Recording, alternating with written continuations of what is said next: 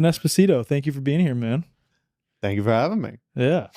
So you and I go, relatively speaking, way back. We've been friends for like 4 years now, something like that. You were involved about right. with Health Freedom for Humanity when we first started. You were actually our newsletter author for a while. Yeah. After the whole kerfluffle with our previous newsletter author, let's say. That whole thing. Thank you for that, man. So to start, for those who are not familiar with you, you've actually co-hosted a few podcast episodes on this podcast. Like if you're on Apple or Spotify, if you go way back, there's a few episodes where Vin was one of my co-hosts. Yep. So that was awesome. You did a great job with that. Well, thank you. Yeah, man, of course. Hopefully I keep it up on this end. Dude, you're going to crush it. This is going to be an easy, fun conversation. We might go off on a lot of different tangents on a lot of topics. This is going to be a much more casual discussion, which is good. It's a nice change of pace. Not that my other episodes aren't that, but like you're one of my homies and it's easy to chat with you. So to start though, let's like hear your background, your story, who you are, and then we'll go from there. So, all right. So by profession, I'm a chiropractor. How I came to that is a little bit circuitous, especially kind of given my family background. So I grew up, my dad's a chiropractor, my uncle's a chiropractor, his brother. So it's something I've been around my literally entire life. I do not remember life without that being part of it. But I never really wanted to go to school for it or get involved with it in any way.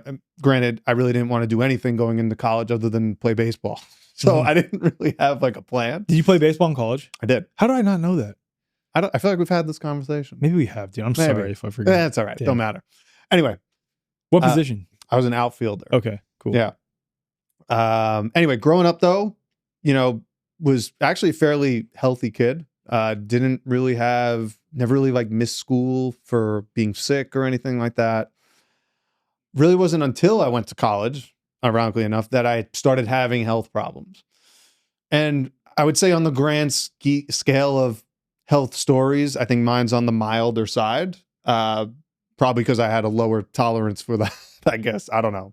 But it went on for a while. So I go to school the first 18 months or so. I went into college maybe around like 170 pounds. By midway-ish through my sophomore year, I'm at like 195. Now, in my infinite wisdom at the time, I was like, oh, I'm working out more. I'm working in the gym. I actually worked for the strength and conditioning coach, which plays into the story. It's muscle mass. I'm not really, I was bigger, but not fat per se. But all these other things kind of came up that I never really had before. Like I was having issues with diarrhea, constipation. We used to joke. We used to sit at the table with me and a few of my teammates or other friends, like talk about how like the cafeteria food from Sodexo would just like run through you. And like, didn't really think about it. But also was getting brain fog. I've noticed I'd never had coffee before I went to college. I started having it, and me always being a morning person, for those 8 a.m. classes, I wanted to be ready to go. So I would come from lifts and grab a coffee, something I never did. So that was another change. And just, energy levels were kind of all over the place. Brain fog was a big thing, and the weight gain and the digestive stuff. Those are kind of like the big things going on for me. And again, I would say on the scale of what I've seen as a practitioner, probably more on the mild side. And I used to kind of think, hey, I'm 19, 20 years old. This is just like the process of getting older, which now being 32 is absolutely preposterous to think. Right. Like at 20 years old, like, oh, this is just supposed to happen. Right. And so, finish out or towards the end, I still didn't really have like an idea. I took enough of the pre-med classes to kind of keep that door open. Mm-hmm. And I sat down actually with the strength and conditioning coach on campus. And I was like, look, I don't want to go to medical school because I didn't want to do surgery. And I thought sitting behind a desk all day would just not be fun. Right. So that's basically the rest of medical school. So didn't want to do that. I had the background with chiropractic because I've been around it my whole life. And what I got into doing as basically an assistant strength and conditioning coach for all like the varsity teams was basically helping kids rehab who were coming back off injuries, trying to get back on. I'd work with them or some teams. And I was like, you know what, this is fun. I want to do like sports medicine. Mm-hmm. So I asked him one day, I was like, like, what's the difference really between like PT and chiropractic? He straight up said like, not really anything. So that's funny because at one point when I didn't know what I wanted to do before the whole shenanigans of 2020 kicked off, and I knew I needed to get out of the Army, I was deciding between PT school and chiropractic school. I did too. But at that time, I was just looking at basically sports medicine, and that'd be it. Yeah. So after talking to my dad one more time, I'm like, you know what? I'll go that route. He knows a guy. And at this point, I was going to go to the school closest to where we lived, which was Bridgeport, Connecticut.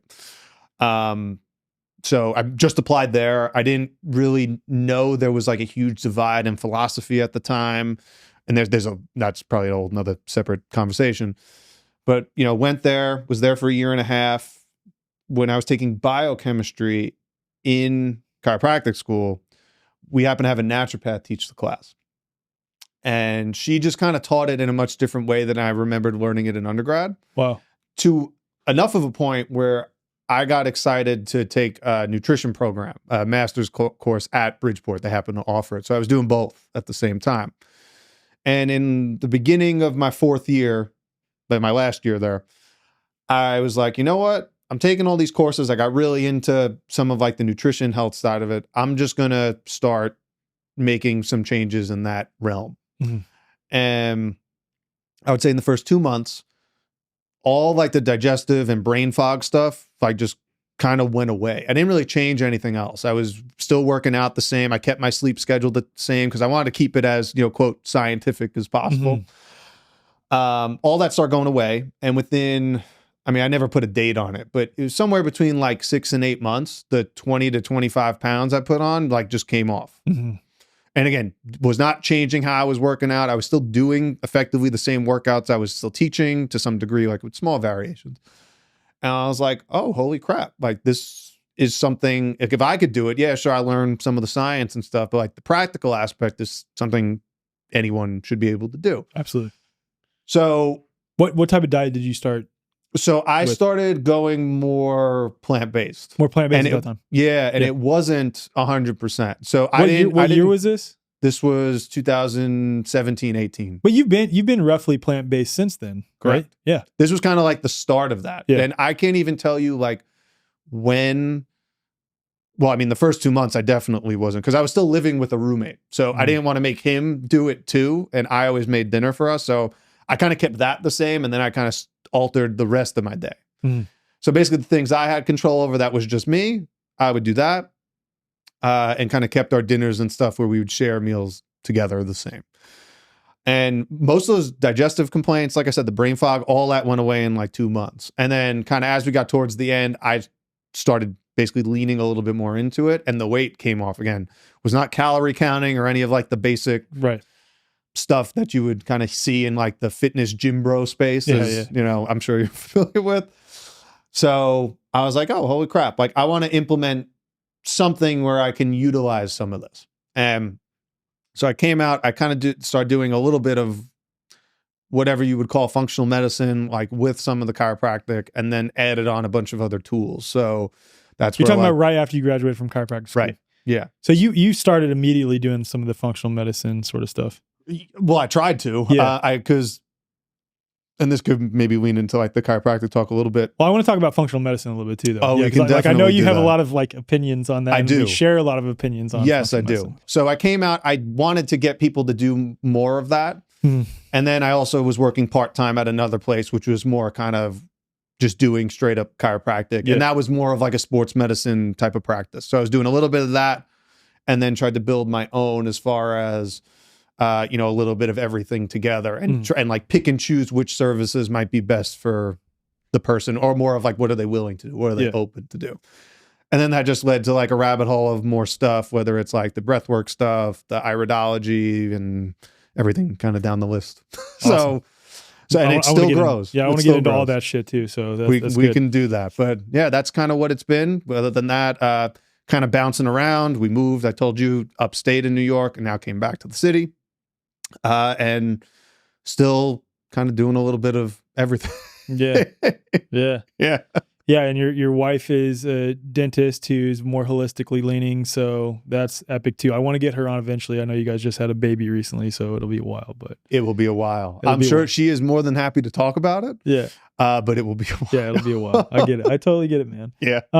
But let's talk about functional medicine first, real quick, because I've shared my opinions of it. I would like to hear yours as someone who has practiced functional medicine. My take when it comes to functional medicine is I think like anything where you get into outside of the insurance game.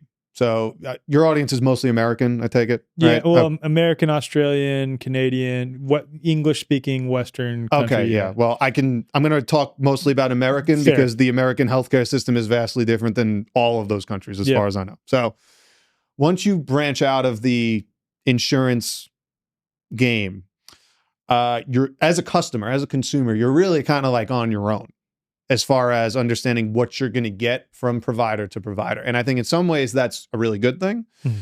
And in some ways there's traps.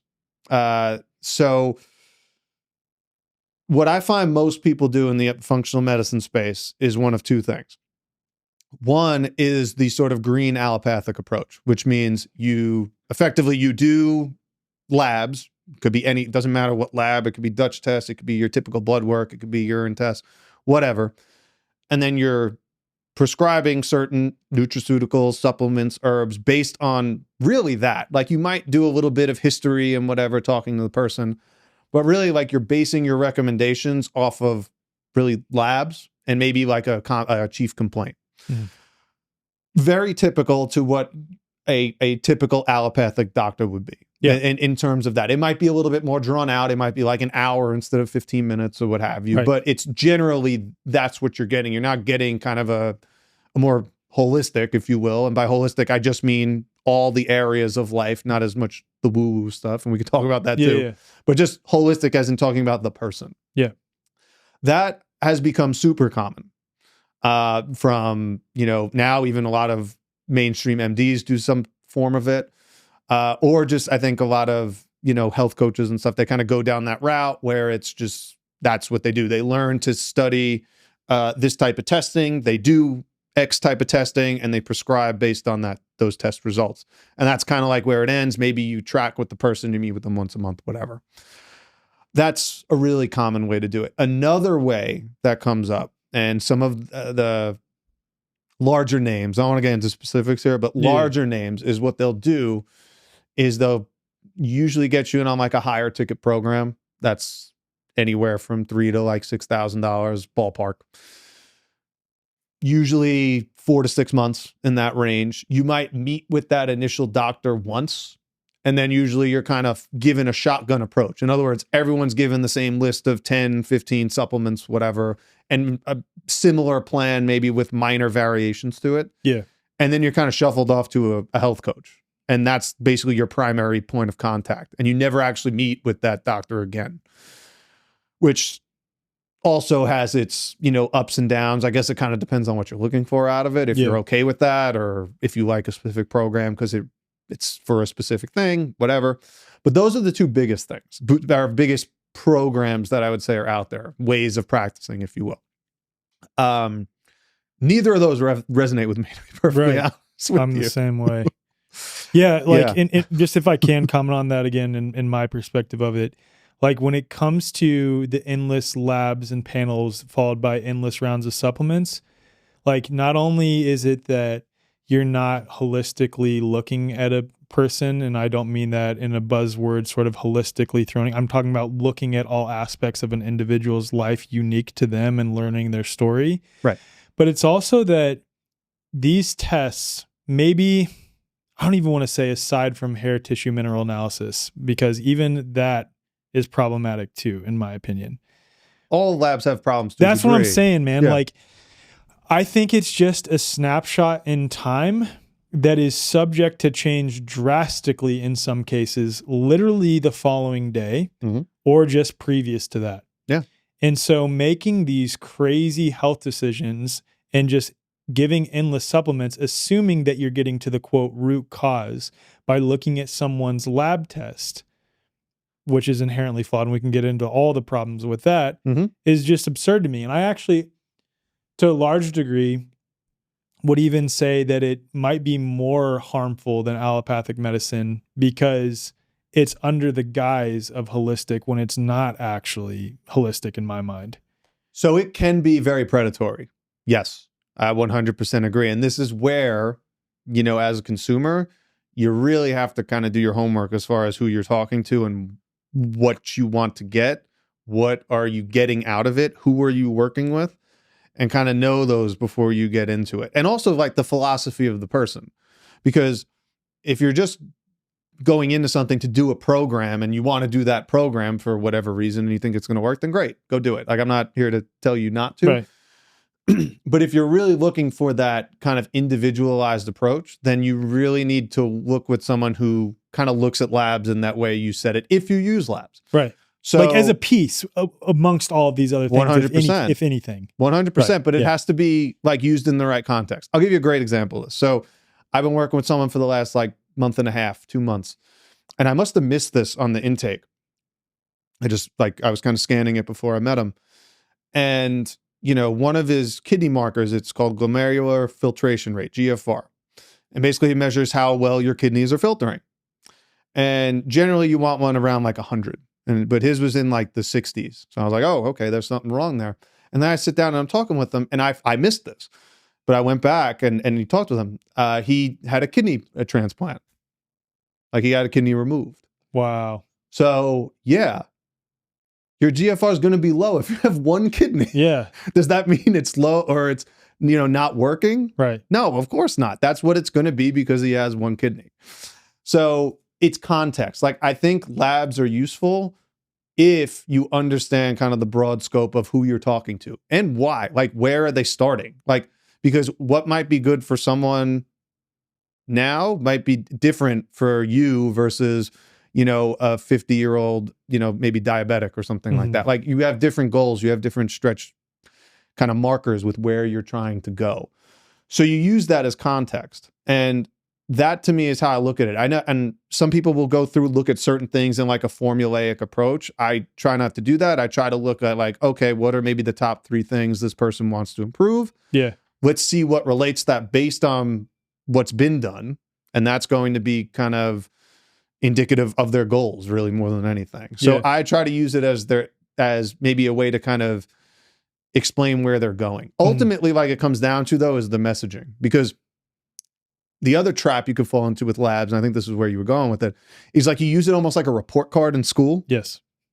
Where it's like, this is high today. I must not be doing a good job. Where there's 20 different reasons why that could happen. And again, it is the equivalent of taking a picture on your smartphone and it's time stamped for, 4:00 on a Tuesday or whatever it is. So that's not going to change. Like, it's just a question of like, okay, what was the context around that? How does that kind of play in? And if you're not asking those questions and understanding, more importantly, in my opinion, who you're talking to, it's kind of a moot point. Yeah. Like hearing their story, getting to know them, knowing exactly what's going on in their life that relates to this. I would say that's the other thing that I see in the functional medicine space. And I will say initially I worked with, for my son, when we were dealing with some stuff before I knew better, a functional medicine doctor.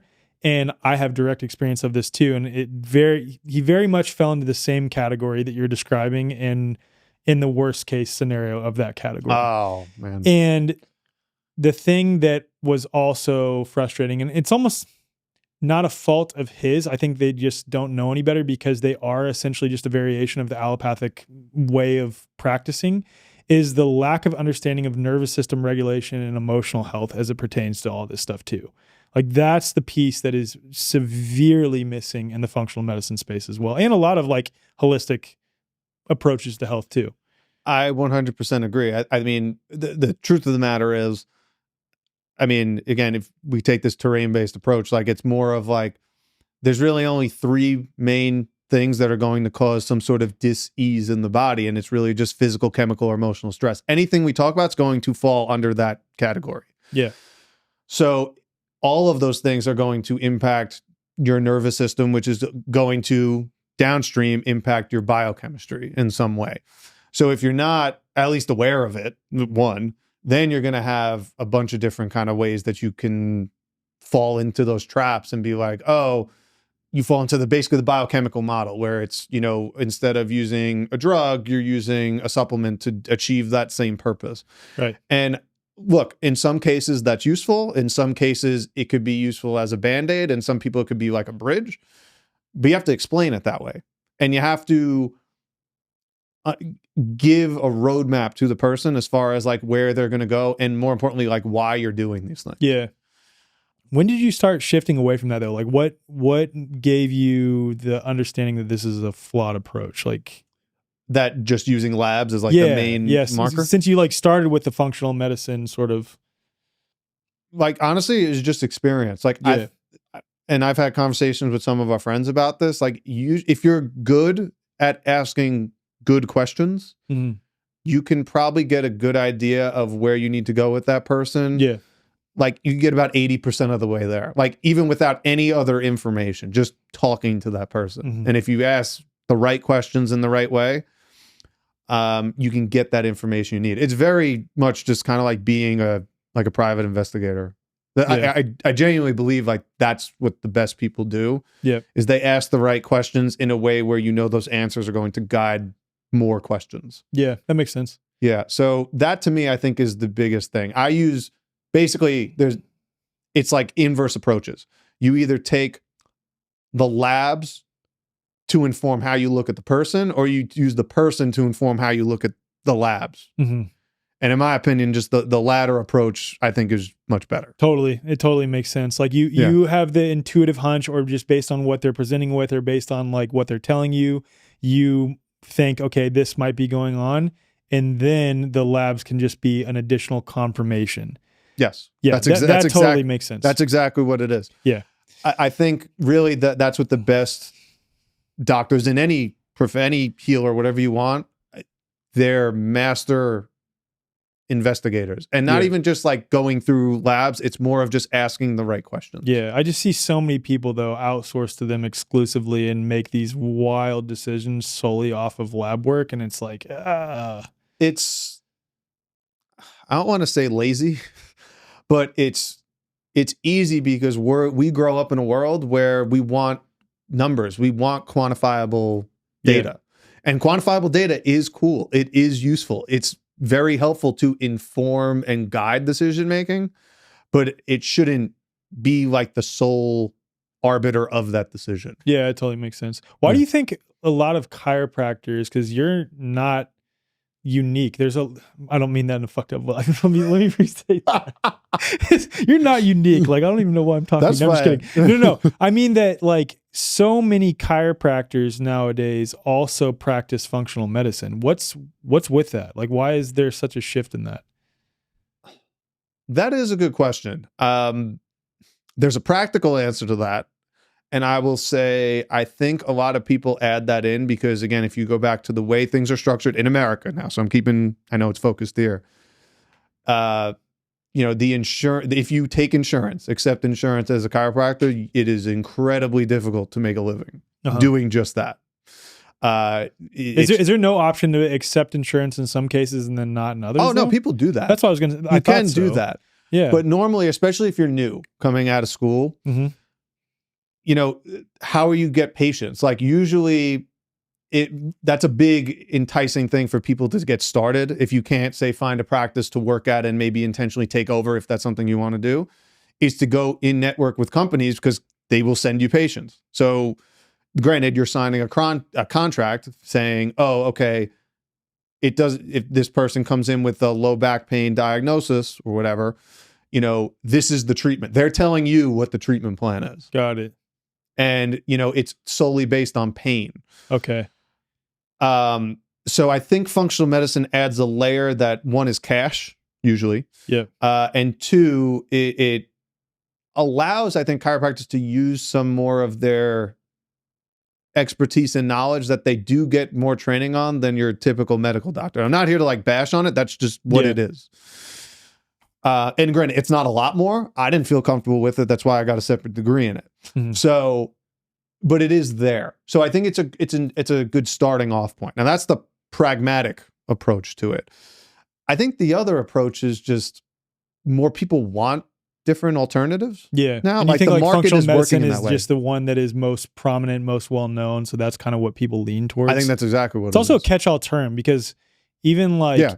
you have, I don't know if you still do, and I would say the same applies for Dr. Steph Young, who I respect tremendously as well, have at one point in time called yourself a functional medicine doctor. I know Steph has, as of like even recently, I don't want to say I know for sure, but sometime fairly recently. And that is a big catch-all term. It's just that when I think of functional medicine, I think of the examples of what we brought up earlier, but it really is a big catch-all term. Yeah. I mean, I even still struggle with this when I talk about it with other people, because it's like, how do you bring it up in it colloquially? Like use language that someone else would understand without kind of being way too wordy and like, all right, I don't want to listen to this guy anymore. Right. Like, I'm a functional medicine doctor, but hold on, like it doesn't mean like once you start doing that, you're already going to lose people. Totally. It's like an easy kind of easy way to kind of get in the door. Yeah. But, you know, again, that's why there's kind of so many different flavors of it. I mean, I don't personally love the term, and kind of like what you said, I still don't even know what it means necessarily. Yeah, I know. And it's definitely been hijacked. That is 100% true. For sure. By like this green allopathic approach. What I want to get into next, though, is chiropractic itself, because you were raised around chiropractors, so you had an understanding of chiropractic, but were you raised in a way that was more holistically leaning? It doesn't sound like it necessarily. So I would say kind of like 50-50. Like, again, I don't know this because both my parents gave me a slightly different story. I know I didn't get like the full schedule of vaccines. I don't know to what degree, though. Got it. So I don't. So as far as that goes, I don't know, and I can't. But you know what? It's not something I lose sleep about at this point. But there was definitely more. I think my mom took a little bit of that as far as like trying to do like organic foods and stuff when I was a kid, a little bit. It was definitely a thing, but it was never like overbearing. And I don't remember like either of my parents like really kind of going that route. Like I was told, so I must have been given antibiotics when I was young, because as far as I know, I'm allergic to penicillin. So I must have had antibiotics at some point before I remember. Yeah. But they were definitely more holistically leaning than the rest of the like United the typical American, I would say, Okay, so that's fair. For you, my next question is, why then did you not want to just strictly do chiropractic yourself? Well, if you asked me this question like a year ago, I'd probably give you a different answer, but I just thought it was like shortchanging. Got it. In other words, like becoming more narrow. I didn't see another way to do it without being like almost like pigeonholed into doing one thing. Yeah. And the more I look at it now, the more I realize that probably wasn't a bad idea. And I've seen other people do it in a different way. That I was like, okay, you could be like the neighborhood chiropractor and still talk about this stuff. You just don't do it in the typical patient-doctor relationship type of way. And I've actually become much more open to that now. So, yeah, I just think a lot of it goes back to, I think, the history of what chiropractic was kind of based on. Like, how familiar are you with that? Familiar in a decent way, I would say. Okay. But go there because my audience might not be familiar. Sure, yeah. Okay. So, chiropractic, as we know, was born in 1895 by one D.D. Palmer. And what happened was, there was a janitor at a local school who was deaf, and he found, and D.D. Palmer, by the way, for those who don't know, he was basically kind of like a magnetic healer, whatever you would call that at the time in the late 1800s. And he found that he felt something in his upper neck. Some people say it's a bone out of place. That's definitely something we need to touch on. But he adjusted this person, and the guy got his hearing back. Harvey Lillard was the guy's name. And so D.D. Palmer got really excited, and he thought he discovered the cure to deafness. So what he did was he started going all across the U.S. claiming that he found the cure to deafness. And what he found was that of all the people he treated, no one else's deafness went away. But he was getting, over and over again, he was getting these people coming back saying like, oh, you know, my headaches went away. I'm thinking clearer. I had better bowel movements. My allergies went away, my asthma. So he was doing a similar thing to everybody, but everyone was having different reactions to it in a positive way. It just wasn't deafness. Was he just doing adjustments on their upper neck, essentially? As far as I remember, yes. Okay. I believe it was just what we call upper cervical adjusting at the time. Now it's graduated beyond that. There is some chiropractors. There are some that just cervical. do upper cervical specific chiropractic, where they will just adjust atlas and axis, or even just atlas, depending on who you go and those to. are primarily people that are addressing those who've had whiplash injuries and things like this as well, right? So I will say that would be probably what starts them there, but it's not necessarily why they stay. Got it. Okay, that makes sense.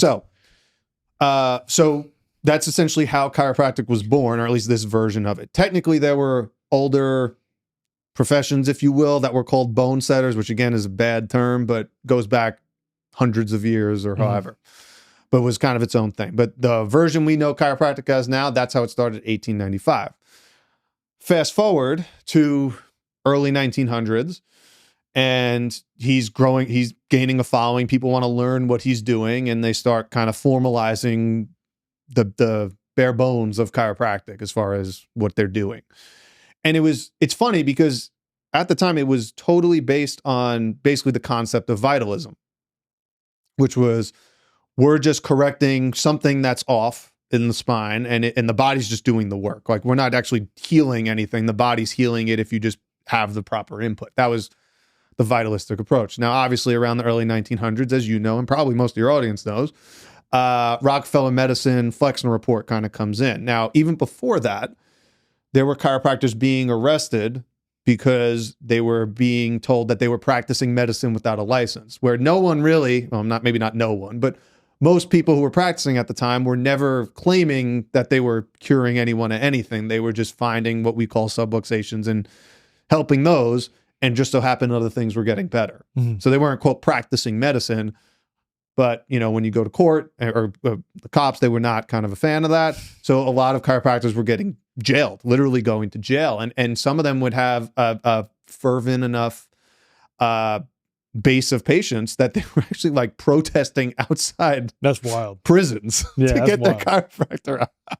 You know, there was a time in, 1920s, 30s, when you have like the Flexner report, all that coming out, where chiropractic kind of could have went the same way osteopaths did. Yeah. Which is basically, I mean, they are, for all intents and purposes, the same things as medical doctors now, because they basically bowed down to kind of the Rockefeller plan. We're going to accept your money. We're going to tell you what to teach.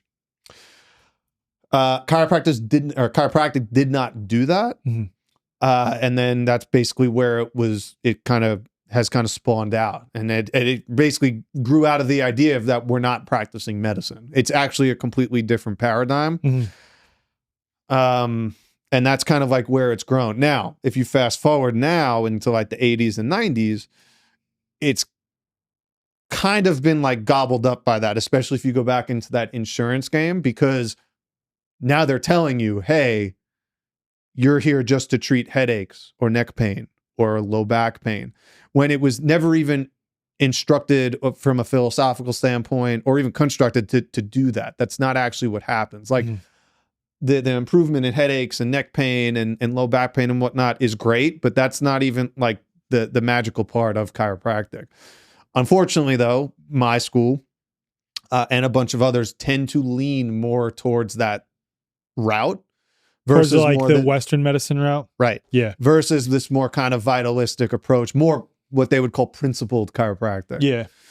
So it's still out there. It exists. But getting people in the door, they're now coming from kind of that Western approach. In other words, like, you're introduced to that chiropractor because you have neck pain. But guess what? It actually does help with your headaches. You sleep better. You feel better. Your asthma, allergies type things might improve. You can't say what will happen for what person, because again, you're just seeing what you can see, feeling what you can feel, and addressing that. And kind of what happens is going to be different person to person. I can't tell you for sure what's going to happen, but those are the things that people report, and it's very common. That's why we're still around. Yeah. What is a subluxation for those who may be unfamiliar with that term? Oh boy. Okay. So if there are any, especially older chiropractors listening to this, they are not going to like this.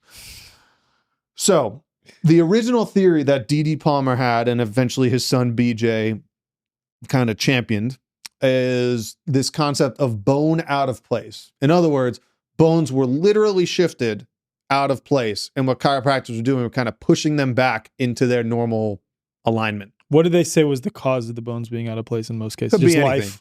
It could be life. It could be, sitting at if we take modern terms, it could be sitting at a desk all day. It could be commuting to work. So you could almost say modernity. Literally, yeah. Okay. But it also could be trauma. Like it could be, it was in a car crash. Right. That makes sense. Yeah. Because from my understanding of both BJ and D.D. Palmer, and correct me if I'm wrong on this, they are very much of the mind that the body does not make mistakes, but it's more that modern life for human beings is what is leading us away from our natural stature and how we're supposed to be positioned with respect to our bodies and our spine, central nervous system, etc. That's where they are 100% right. Yeah. It's the concept of what a subluxation is the gray area point of contention. Yeah. So what they thought, and again, they didn't even have x-rays when DD was around yet, right? Is the early or late 1800s.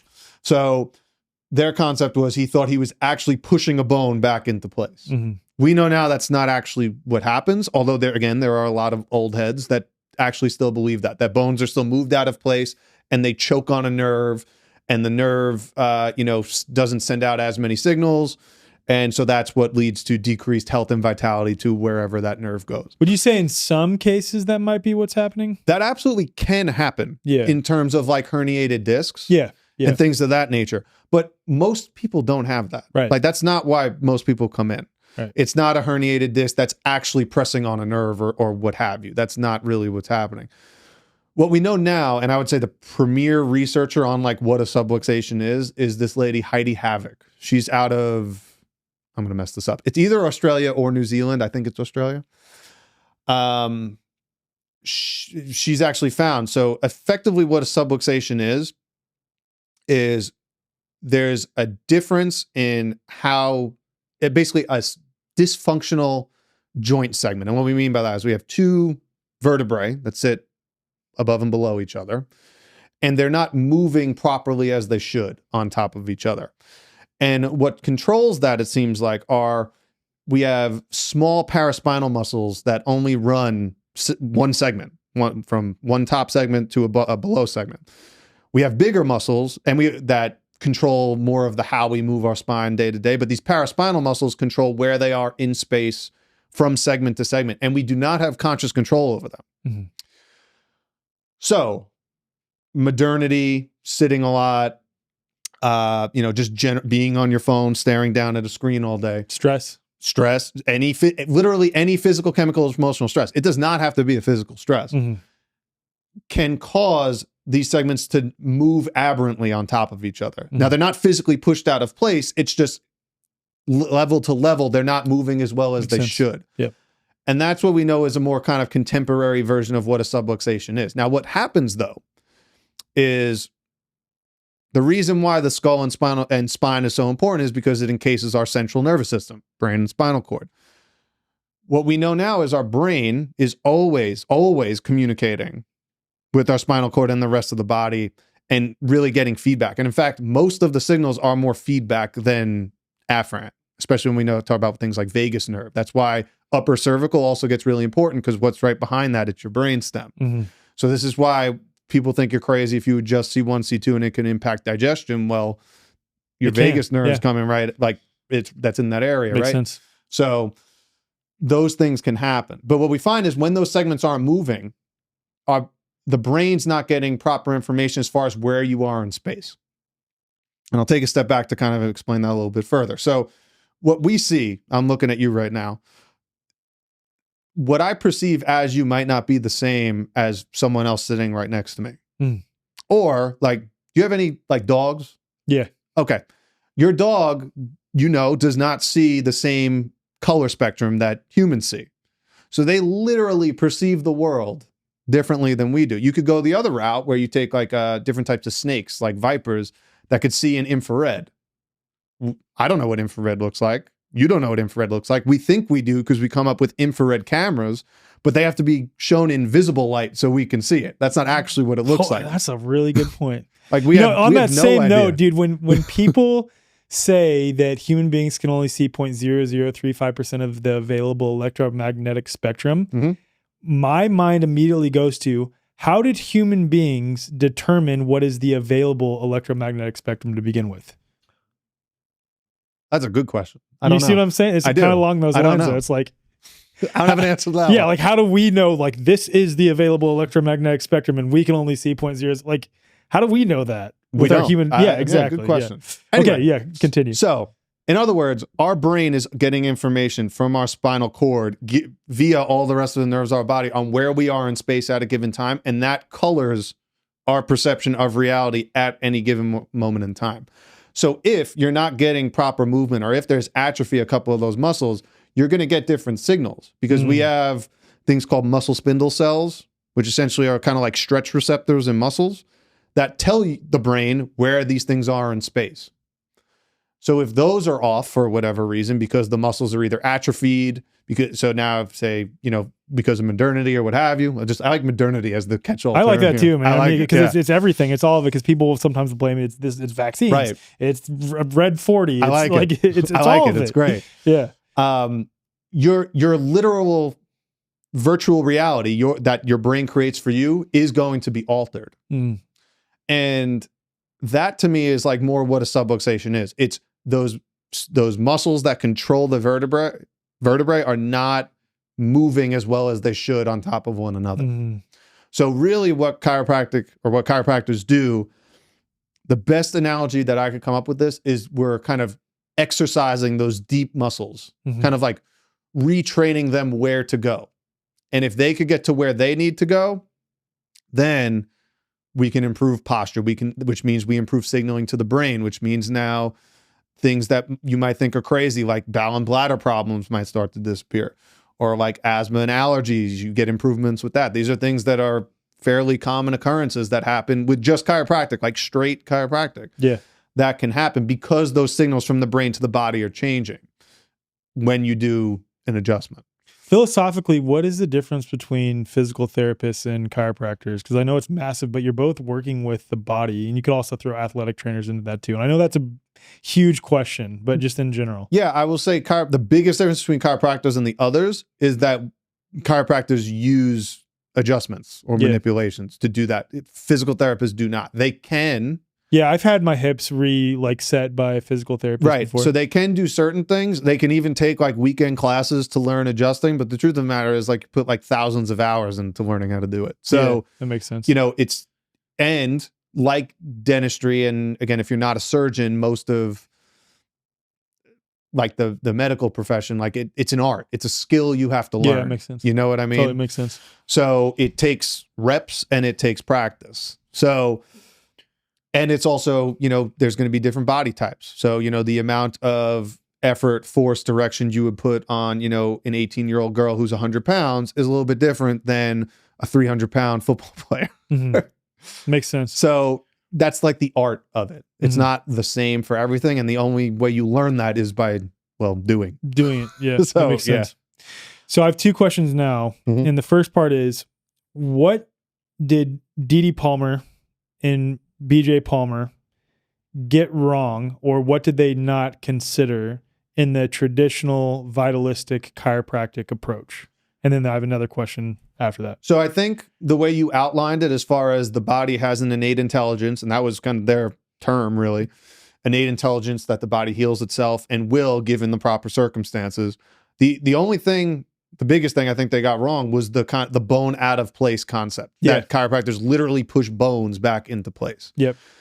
And again, at the time, X-rays didn't even exist. So they didn't know. They didn't know any better. They thought but as far as like from the other part of the philosophical standpoint, I think they were dead on. Yeah, I think they were. As far as the vitalistic side. Totally. Yeah, 100%. I totally agree. And it's also interesting to know too that chiropractors during the so-called Spanish flu were some of the most outspoken people in general on the fraud that was the Spanish flu, at least in terms of the narrative that we were sold. Wow, that almost seems like something that is similar to what happened in Dude, our I know. lifetime. Dude, it's so funny because during the whole charade of 2020, like, I guess you could say the most well-known people with the word doctor in front of their name, Right.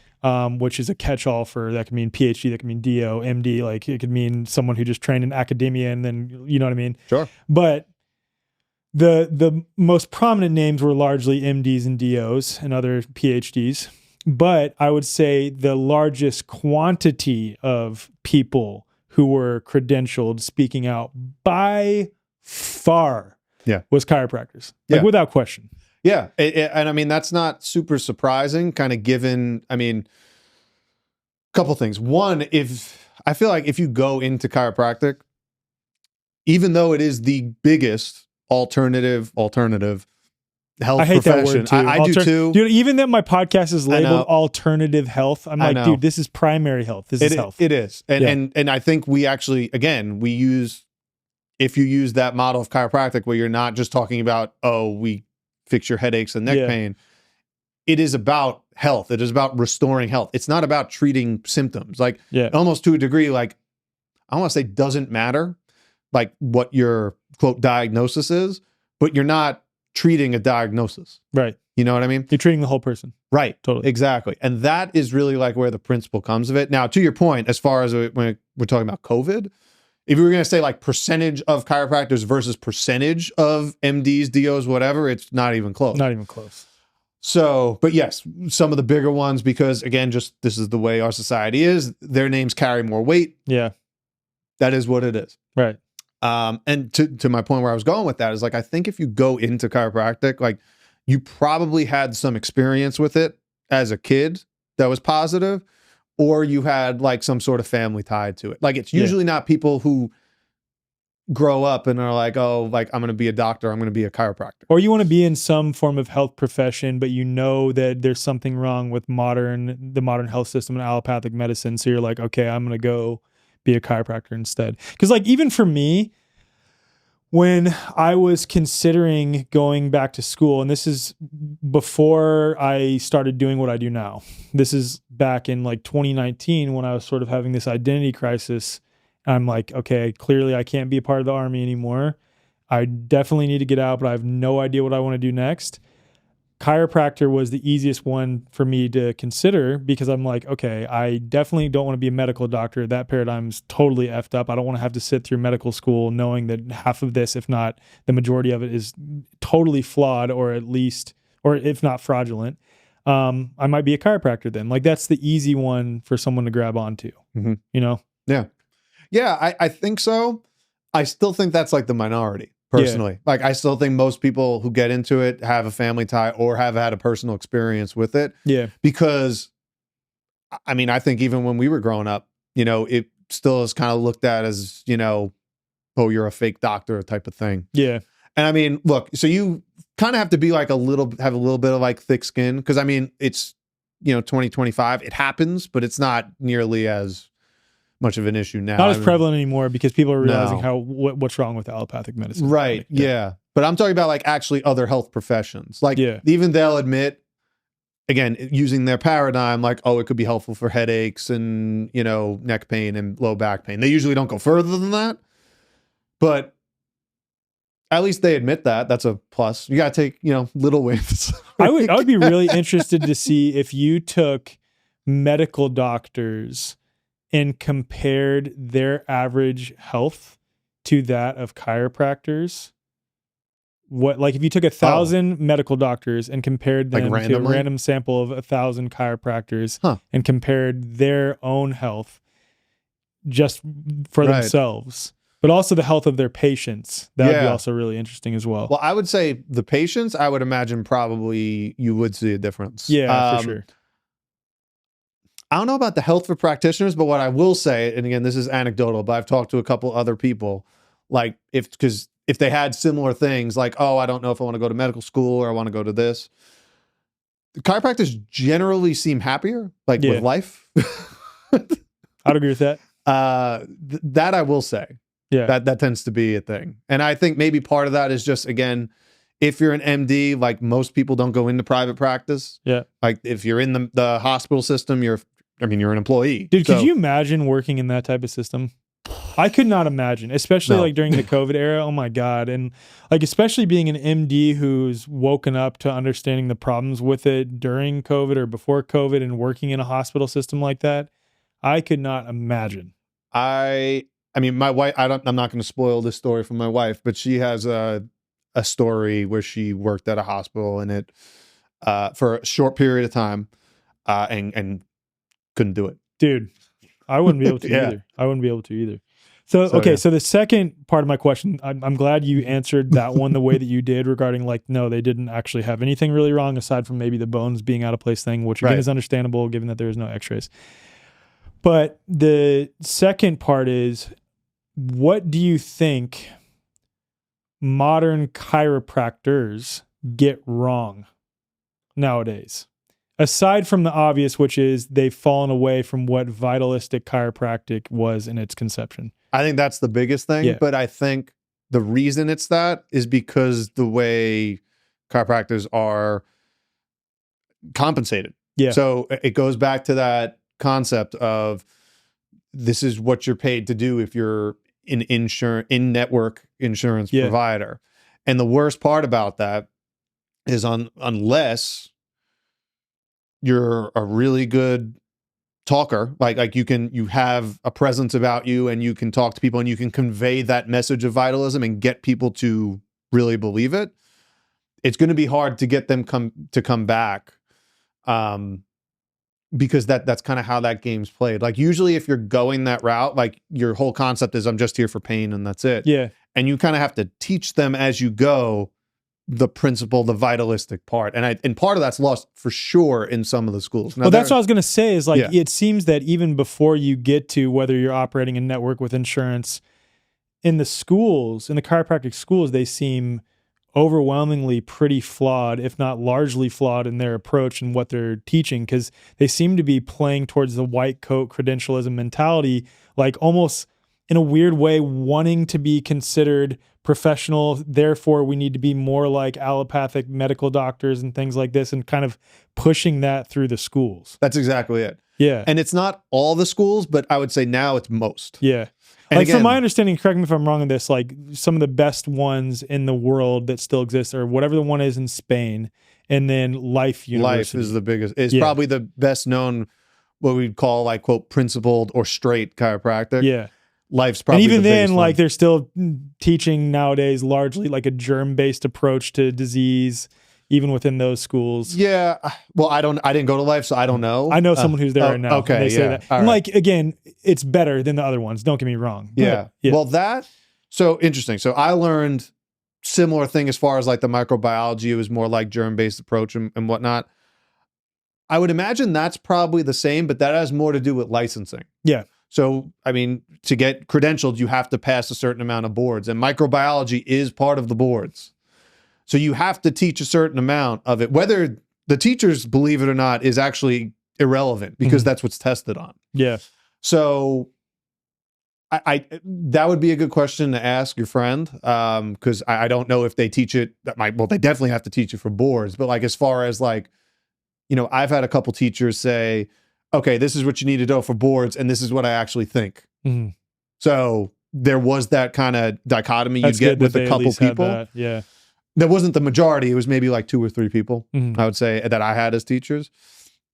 I would be curious if it was much different at Life. I would imagine Life just in general would have been a completely different approach than what I had, which Mhm. was very much more geared towards Western modern medical paradigm, Yeah. for sure. So you would say that that's, though, what's prevalent amongst chiropractors today is it's largely that they've just lost the traditional approach to chiropractic then.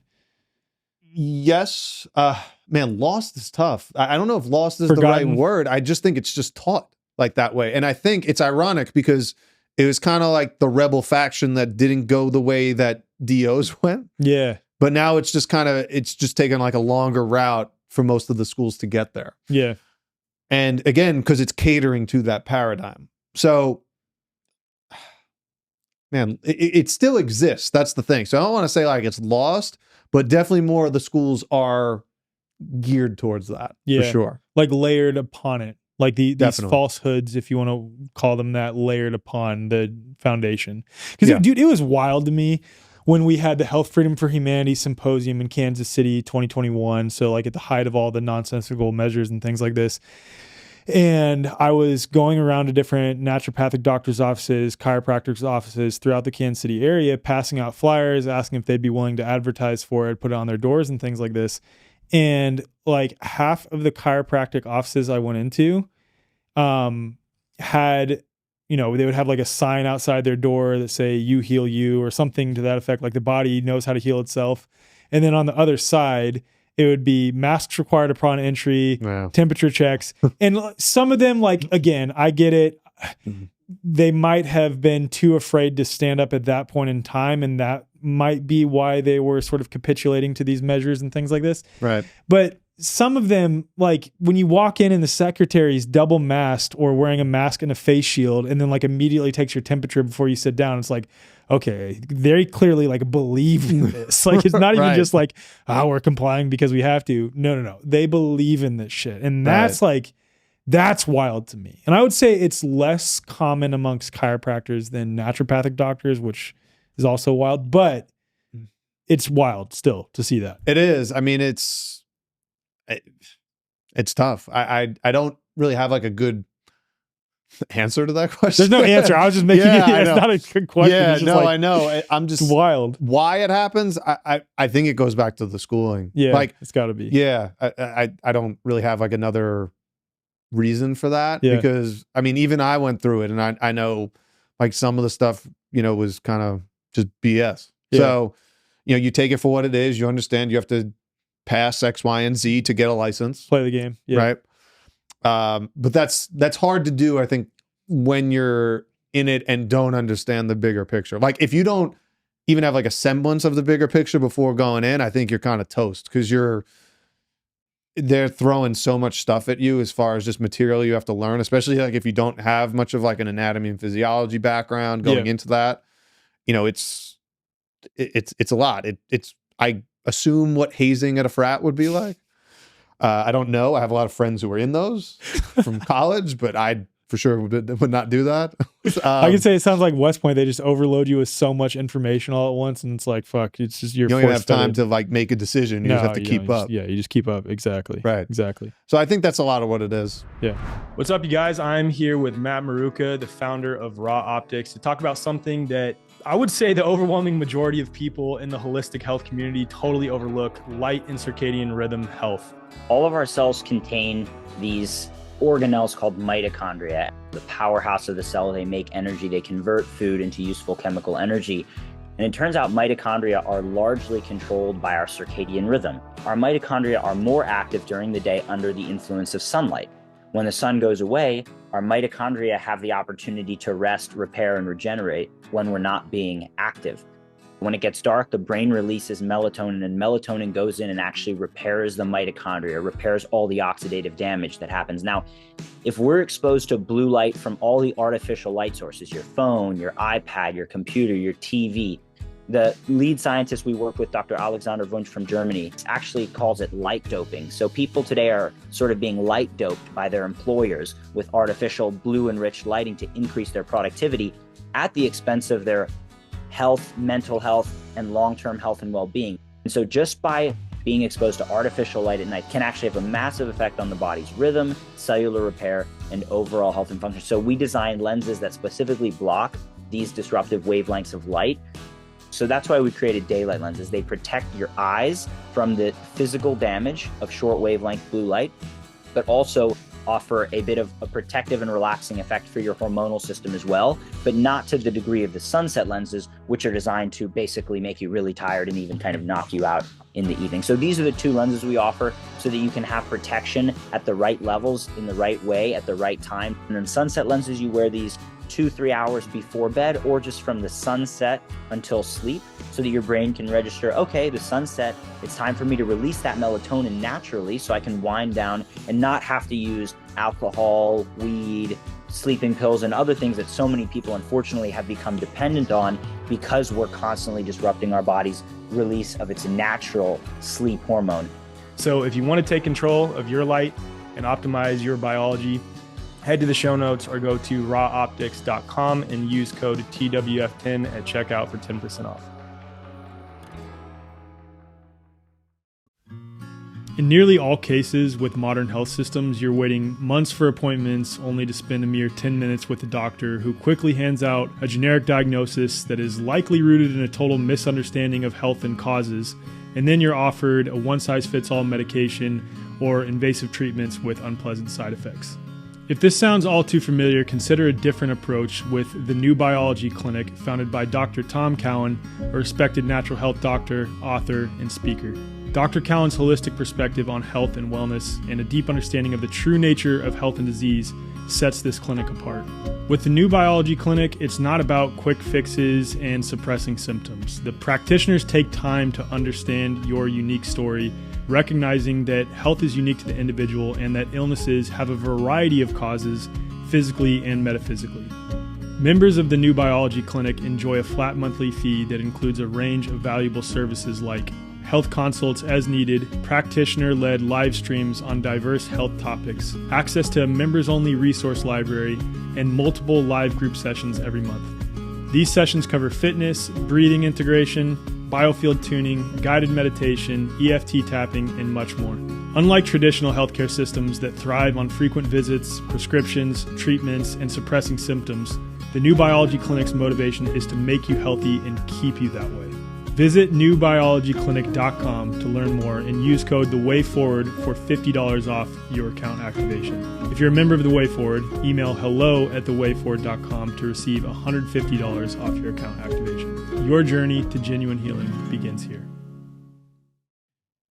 So I know one of the things that you have explored, and there's many because we're going to get into like iridology. I definitely want to talk about that a little bit. I want to talk about the biofield. I want to talk about like your ideas with respect to photosynthesis and things like this, which is super cool. But one of them that I think relates most closely with chiropractic related to posture and airway is like breathing mechanics. Sure. So yeah, let's jump in. A little bit of background so you can understand where my whatever biases come from. I'm trained in Buteyko breathwork. Now, Buteyko was a Ukrainian-Russian doctor or a Russian-Ukrainian one in like the 50s. It's one or the other. Basically kind of developed a series of techniques to help with, at the time it was, I believe, asthma patients. And it's kind of grown and found out, it could help with other things. Now, what's interesting about his model compared to a lot of the newer ones that are out now is that it is, one, solely based on nasal breathing, and two, it is actually supposed to be almost silent. So in other words, you're not supposed to really feel yourself breathing, definitely not hear yourself breathing at really any point. Whereas, I mean, a lot of Wim Hof's probably the most obvious example of this. It's all about kind of big breaths in and out, kind of very aggressive. Like that's going to stimulate more your sympathetic. But are you talking system. more like with this approach, breathing mechanics on a regular, daily, hour by hour, minute by minute basis? Or is it like a breathwork technique, or is it both? Both. Okay. It's both. I appreciate that more because it's one thing, don't get me wrong, like I do Qigong. Yeah. And a lot of that is very breath based, but I'm not doing Qigong breathing throughout the day. You know what I mean? It's like a practice that is done versus this is the correct breathing mechanics. So this is both. Okay. Yeah. Yeah. So the science behind it a little bit is this is, and this might cover something we're going to talk about later a little bit, but it's really about carbon dioxide and oxygen balance in the body. And what actually is your primary stimulus to breathe, so far as we know, is a buildup of carbon dioxide. It's actually not a lack of oxygen. So there's like a hierarchy of three main stimuli to breathe. It's supposedly the buildup of carbon dioxide, which you could functionally say is also a lower pH, which is the second thing, because really carbon dioxide is kind of like a secondary marker of low pH, so more acidic.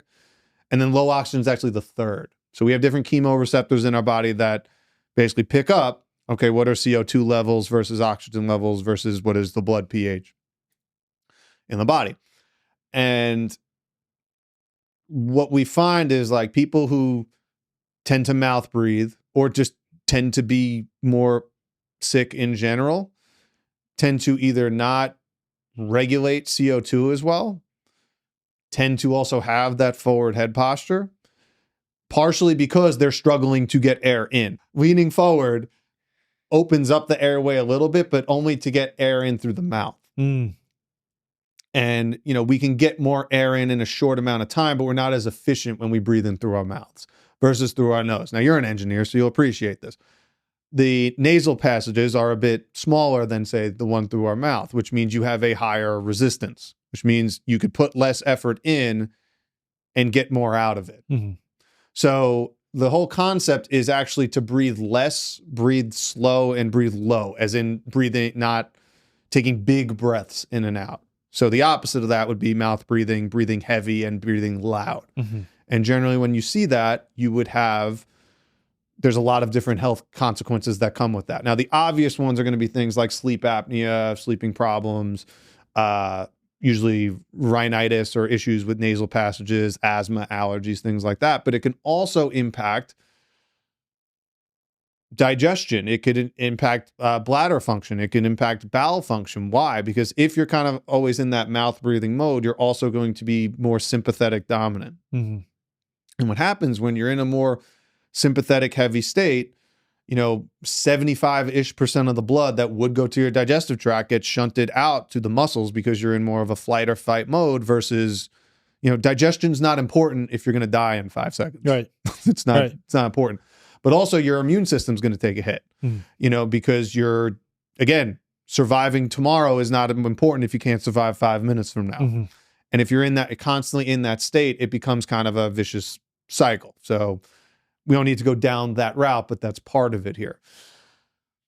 So what really nasal breathing is doing is a few things. One is we're actually getting more nitric oxide. Now, admittedly, I don't know the mechanism for it. As far as I know, it doesn't exist. Good. Well, I would actually, I appreciate that more that you're like, I have no idea, but this is what happens. Well, I've looked into it, and even the courses I took, they're like, look, we don't know how it's done. We just know it happens. Right. Nitric oxide is created in the nasal passage, and it could actually go down.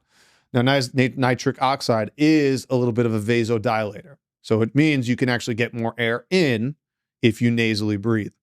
So you have the bronchioles, they kind of relax, they open up, which allows for more, I know this is a topic, but supposedly more oxygen CO2 diffusion. Yeah. We'll cover that. But right. I know. This is kind of what you want to call it, electronic diffusion. Right. I don't know if there's a better term for it. Yeah, I don't either. Either way. We were talking about this in the car, though. It's like, I know. We use some of these terms like electrons colloquially because we don't know what else to say otherwise. Right. Like, you just kind of got to say something. Right. So we're mostly taught that at the alveoli level is where we have a transfer of CO2 and oxygen. We're going to circle back to that. But for now, let's keep it at that. Yeah. We become more efficient at that when we nasally breathe. That's the most important part. So what he did was come up with a bunch of different exercises to essentially improve that. Now, some are more intense exercises, some are more subtle, but really the concept is you actually want to breathe slower. You want to breathe lower, as in not big breaths. And when you do that, you actually stimulate the diaphragm more. So you get deeper contraction of the diaphragm. So when the diaphragm contracts, most people think it pushes up, and it pulls down. Creates a negative pressure. See, physics, the engineering, it comes in. So that kind of sucking action is going to be more efficient. Whereas if someone, say, is on a CPAP machine, that's just positive pressure. They're literally just pushing oxygen into your body. You want to actually inhale, which is a negative pressure. So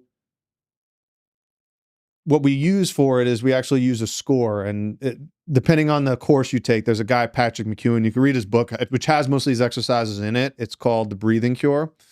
He calls it the Bolt score, but it's the same thing. It's called a control pause. Effectively what you do, if you want to do this at home, is you take a normal breath in and out through your nose, and not a big breath. So no big inhale, just normal breath in and out through the nose. And at the bottom of the breath, so at the end of the exhale, You're going to pinch your nose and hold.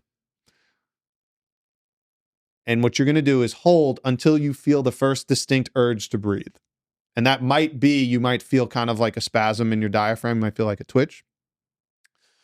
I know you're doing this, so I'll keep going here. So ideally, an ideal number for that is going to be around like 40 plus seconds. What you'll find is most people who have some sort of chronic issues, and it doesn't necessarily have to be breathing. It could be immune system related. I tend to get, sick every winter or something like that. Those are the things you type here. They'll have Bolt scores that are lower than 20 usually.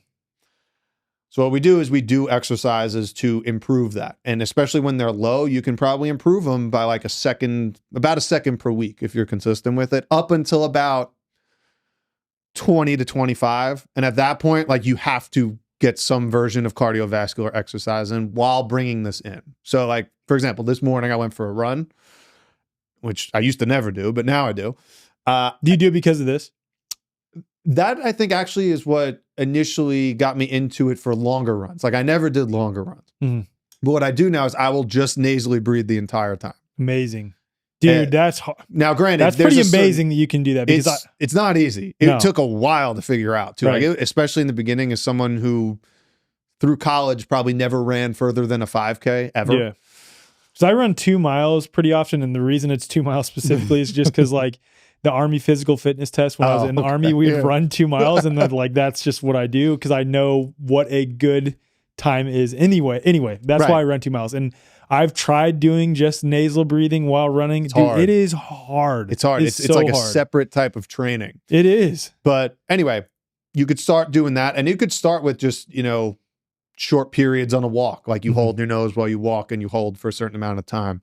The exercise that made the biggest difference for me, and I probably should have led with this, I didn't, was Diana, my wife, told me I was snoring a little bit.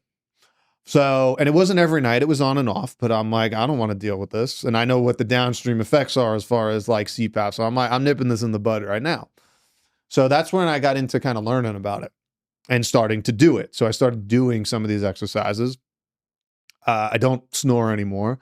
And what's even crazier is, like, when you actually learn the science of how this works, particularly for kids, it's super important, because how you breathe is going to impact how your face develops. I knew you were going to get into that. I'm glad you did. Yeah. Is kind of wild. There's a really good book, Jaws. One of the examples that the authors use is, it's a kid. I forget if it's a boy or girl, it doesn't matter, but say a boy for lack of this. His parents get him a pet hamster or something that apparently he's allergic to. And he's, I think, like 14 or so at the time. And he starts, he just starts nasally breathing because he's always congested, and they couldn't figure out why. And you could see, like, some of the there's pictures of, like, the facial features kind of like receding. He develops the bags under the eyes. And, like, kind of his face gets longer. These are kind of things you would see if you're nasally breathing, and as a kid, like, developing. You mean if you're not nasally breathing? Sorry, yes. If you're mouth breathing, right. If you're not nasally breathing. When they figured out it was the hamster, they get rid of the hamster. All of a sudden, the kid could breathe again. And those features, like the circles on the eyes, disappear. The fullness of the face comes back. The jaw starts developing properly. And it actually impacts development literally through adolescence. Yeah. So if you're mouth breathing, particularly as a kid, that's going to impact your ability to breathe throughout the rest of your life. Also going to then impact, if we take it back to the chiropractic part, where your head sits. Because if you're constantly struggling to breathe, you're going to open your mouth more because you're opening this lower part of the airway more. Yeah. And it becomes kind of this negative self-perpetuating cycle. Yeah. So it becomes hard. You can reverse it as an adult. It's just harder because there's literally less moving parts, or less freely moving parts. Yeah. Whereas you're a kid, you're still developing, you're still growing. It's easier to kind of break those bad habits, and it's much easier to do it. The younger you do it, really, the better off you're going to be. So it was interesting kind of working with some of Diana's patients who would come to me kind of for this stuff. Wow. And it would be funny because you know how this goes. Like, 20-30% will do everything you ask, no questions asked. Some will, some just won't do it at all. And then you're like, okay, well, what did you do? And then nothing happens, and you actually see nothing change. Yeah, nothing happens. Wow.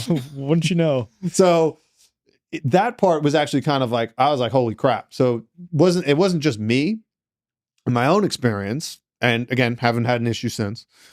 It's also been working with adults and especially kids. It's super dramatic with kids. Wild.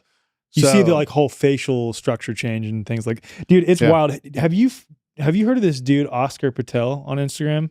No, actually I haven't. I got to send you him because that might be the most drastic example of how someone's entire facial structure can completely change by doing thumb pulling, mewing, and just like proper breathing mechanics. He also does a little bit of myofascial release, but dude, you look at him before he started doing this, and he has like no jawline. Yeah. His nose is all crooked. His face is all asymmetrical. Just looks, he would call it cooked. He looks cooked. How old was he when he started? I don't remember the exact age, but then you see after implementing like myofascial release techniques by mewing, by thumb pulling, you're familiar with thumb pulling, and then really adopting nasal breathing techniques and sitting his posture more back like this. He looks like a completely different human being. Like, dude, like it is crazy. He looks like a completely different person. His jaw's much thicker. His face is symmetrical. He has like, I won't call them dimples, but like the indents that you get when you have a really strong jawline. Yeah. His nose is less crooked. It's wild. I know. It's pretty crazy. And people look at you like you're nuts. Like, oh, I'm good at breathing. I've been doing it my whole life. It's like, well, there's a lot that goes on here. And we didn't even touch in like the biochemistry aspect. But the thing is, and again, I'm in a fortunate situation because my wife is a dentist. Yeah. Like, but they go hand in hand though, because we're talking about like palate formation too. Well, that's my point. Yeah. All of this, because your tongue, again, if your mouth's open, your tongue definitely is not sitting in its correct position, which should be the roof of your mouth. And we're talking about like the back of your tongue should even be on the roof of your mouth. Basically, too. As much of your tongue that can cover your hard palate should cover your hard palate. Yeah. Not just like the tip kind of touching. It's basically, and we're talking about like resting position like all the time. Correct. Right. Yes.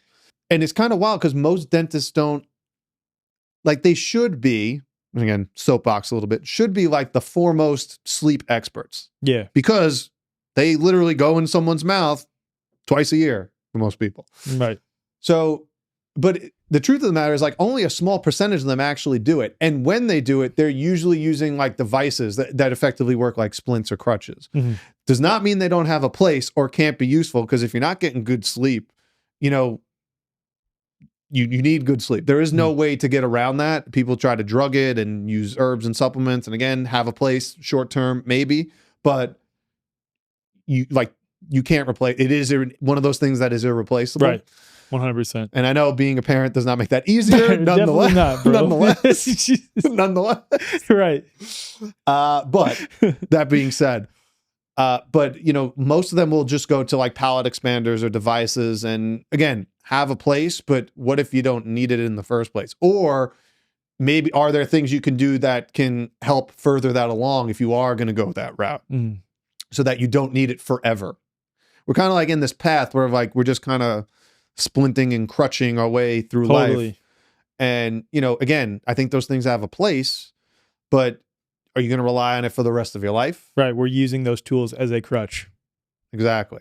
So that to me, I think there is like a world where I think people can actually just build a practice doing that, where like you can use, a sleeping device in the beginning when it's really bad. But if you're educating them and teaching them throughout, maybe they don't need it a year from now. So what are the primary things that you teach? Is it just this breathing technique primarily?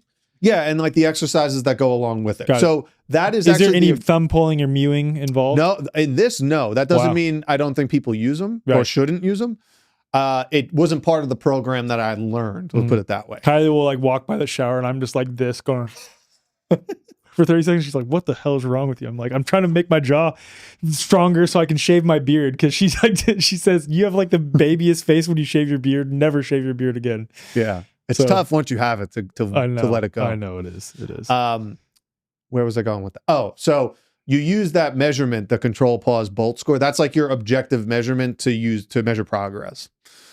The exercises you do are like a combination of learning how to breathe low and slow, and then breath holds. And you could add intensity to that. So it can be breath hold sitting down in a chair. It could be breath hold walking. It could be breath hold jogging.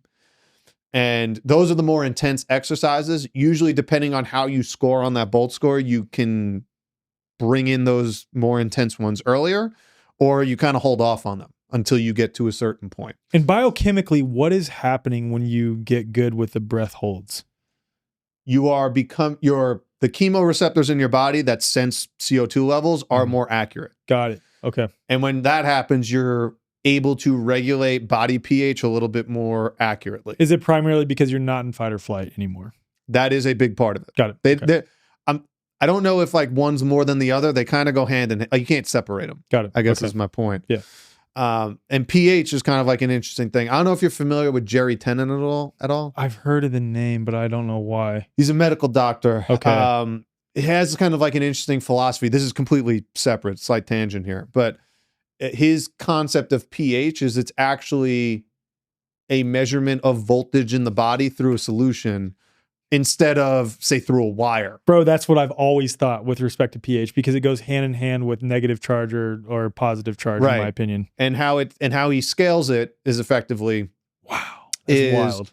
Is related to essentially how much of electron donors do you have versus electron acceptors, which again, more electron acceptors, that tends to be more acidic. Wild. And he kind of has a scale for it in his book. I don't remember the exact numbers, but generally speaking, around 7.4. Well, and I should also say, blood pH does not change. Mm-hmm.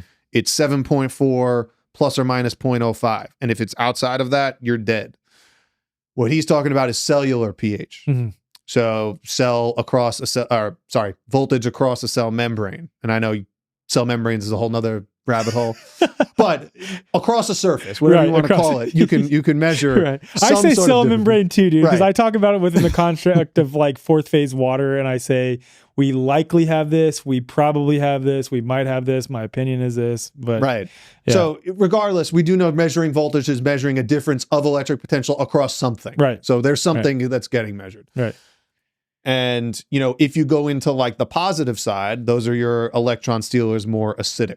So have you thought about how, I'm sorry, I keep interrupting. Go ahead. Have you thought about how backwards that is though? Because negative charge is technically potential energy, and like the connotation that we're calling it negative charge. Look, man, you were the engineer in physics in high school. This confused the crap out of me. Right. And I was always good, like at math, and I used to be good at math. Right. And that would always, like, it never sat well with me. No. But then it's weird because when you learn circuits, and now we're totally off the deep end, they actually show flow going the opposite way. Right. Like in the way you would think, but that's not actually what's happening. Right, exactly. And I'm like, who came up with this? Yeah, I know. It's like an inverse, right? Yeah. The other one is like entropy versus negative entropy. I hate negative entropy. No. As just like, we need a better word. There is a word, centropy. Okay, I like that one. Centropy. Okay. Yeah, because like negative entropy, like that makes it seem like it is like there's a negative connotation associated with it. Yeah, I am with you as far as the pH. It probably should be switched. Yeah, that ain't gonna happen. No, it's not. Okay. Anyway, sorry. Go ahead. Continue. Sorry, I interrupted. Effectively, that's what pH is measuring. Is really kind of where I'm going with that. And a cool way you can measure it is,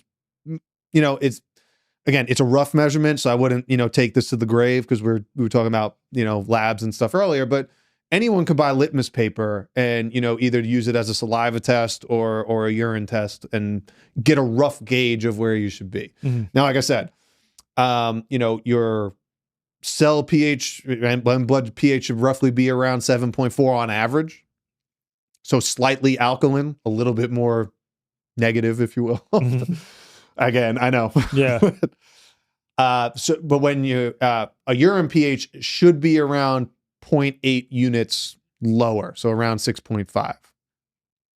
So again, rough estimate. Got it. But that's kind of an easy, kind of rough and dirty way if you wanted to, measure do yourself. it at home. Got it. Okay. Yeah. And can people find more about these like breathwork techniques and things like that through I have a whole course on it. Okay. And it goes over all the exercises. Like, got it. I mean, that would be a whole podcast in itself doing all the exercises, but rad. They are very simple. Can we do that for our members then, possibly? Oh yeah. Oh heck yeah. Okay. Yeah. Rad. It's funny. I'm actually doing one for a dental conference like next week. Amazing. Okay. I'm going over the exercises. So Okay. I could actually just do that lecture. Rad. Okay. Great. Okay. So the next thing I want to get into is, just because I'm curious, your opinion on Pollock's paper that I sent with respect to us breathing charge. Okay. Yes. I'll link that in the show notes too. So I'm going to link Vin's course in the show notes, all of Vin's stuff, obviously, but also this paper specifically in the show notes as well. So I found it super interesting.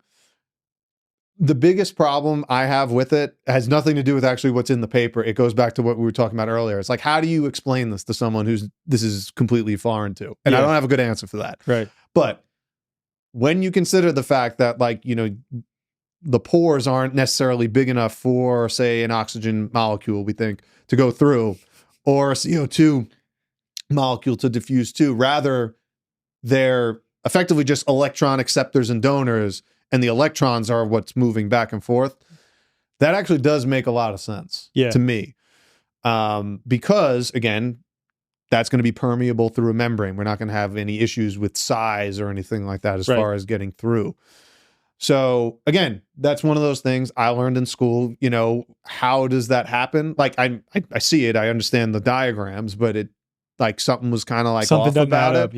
Yeah. That's the first thing I read, though, that I'm like, okay, if it's just the acceptor and the oxygens never actually like leave the hemoglobin that it's attached to, that's interesting. Yeah. Makes sense. I mean, what did you take from it? I think it is overwhelmingly spot on, and in my opinion, I don't know with certainty, but just knowing that we are likely, again, emphasis on likely, comprised of fourth phase water, it would make more sense that it's about charge than anything else. Yeah. And why, like, the more that you breathe in an environment that is in nature, that's why we call it a breath of fresh air. There's a reason we call it that term. Yeah. And it's because there's abundance of negative charge in nature. Yes. So it'd make more sense that it's just going to be so much easier for us to receive that, like, vital life force energy reset, or additions, if you want to call it that, prana, chi, by being out in nature, because it's more about negative charge than it is about actually breathing in oxygen. I would say it makes sense. That part of it definitely makes sense to me, because when you think of the science of, like, how grounding works, for example, like, again, this is something in America that none of us learn is, the earth actually has a natural charge separation. It is negatively charged. Apparently in Russia, they teach third graders this. No way. Didn't learn, in schools. Yeah, like in schools, this is like a thing. The earth actually has a charge. It's not just something. Yeah. It turns out this is like a pretty, like, colloquial thing there. That is crazy. Go figure. It's sad that I'm saying that that's crazy, because it should be like common knowledge, It should be. But like, going back to modernity, man, it's so funny that as human beings, we can be so incredibly intelligent to create a lot of things, but also so incredibly dumb in some cases. Like, I wonder why we're getting sick. And then we look at the natural world and all other species, and we are pretty much accepting that they're not getting sick in mass unless they're exposed to what we do in modernity, but we can't, like, see how modernity itself is making us sick. So no shit, it's important for you to put your bare feet on the earth, because every other living being does that. You know what I mean? Has done it forever. And you know what? It's interesting you bring that up, because there's a huge dichotomy, like, in the space. And again, I'm not the research guy, but it doesn't take a ton of effort to notice that if you're looking for any sort of, again, whatever you want to call it, like, remedies that are not pharmaceutical and references to them, they're Russian, they're Chinese, they're Asian, or maybe like Eastern European. In other words, they're not from America. Right. And I do know this because my wife told me this when she was in school. And I learned this a little bit, but they're like, oh, well, if the studies aren't American, like, I wouldn't trust them. Wild. And I know that happened to my wife at NYU. That is so interesting. Which is, again, you want to talk, well, evidence-based is a whole another rabbit hole if you want to go down that rabbit hole. But it's overwhelming. Like, I'll see Asian authors, Russian authors on any of this stuff. Yeah. And and again, like we don't get any of it probably until, well, definitely not through the 80s with like the end of the Cold War. But even like before that, like none of this stuff was translated. This isn't like, oh, I could pull up Google Translate and, you know, have a paper in 3 seconds. Like they actually had to hire people to translate this stuff. Dude, it's pretty wild with respect to fourth phase water. On that note, it's not surprising that you say that with respect to like medical schools and other health institutions not wanting you to read papers from these other countries when they're doing what you could call cutting edge research on a lot of this stuff. I forget the guy's name, but Gerald Pollack references this either in his book, The Fourth Phase of Water, or in one of the lectures I was listening to from him, how there was Russian scientists who were looking into this, what they called a possible new phase of water. But then it was during the Cold War, so it was this era where there's a lot of competition between Russia and the United States. Mm-hmm. And because one of the scientists had messed up, or there was an error in the paper that one of the American scientists found when checking his work, they just threw all of it out. But the point that I'm getting at is they were already looking into some of this stuff with respect to fourth phase water back then in Russia and doing a lot of this wild stuff with respect to water. And then when you think about Dr. Masaru Emoto, okay, so he's not an American guy. And then another guy, the first guy to really have made a name for fourth phase water was Dr. Gilbert Ling, a Chinese scientist. And then Veda Austin, every time I watch one of her more recent lectures or she sends me stuff, it's always that she finds some obscure like Russian study that they were doing with respect to like telepathy and in the biofield and water memory. And I'm like, from like the 1940s, like what? They were doing some crazy stuff. Right. Like, I mean, the Gilbert Ling stuff is fascinating. And it's wild because he's partially, if not like fully the reason things like MRIs exist.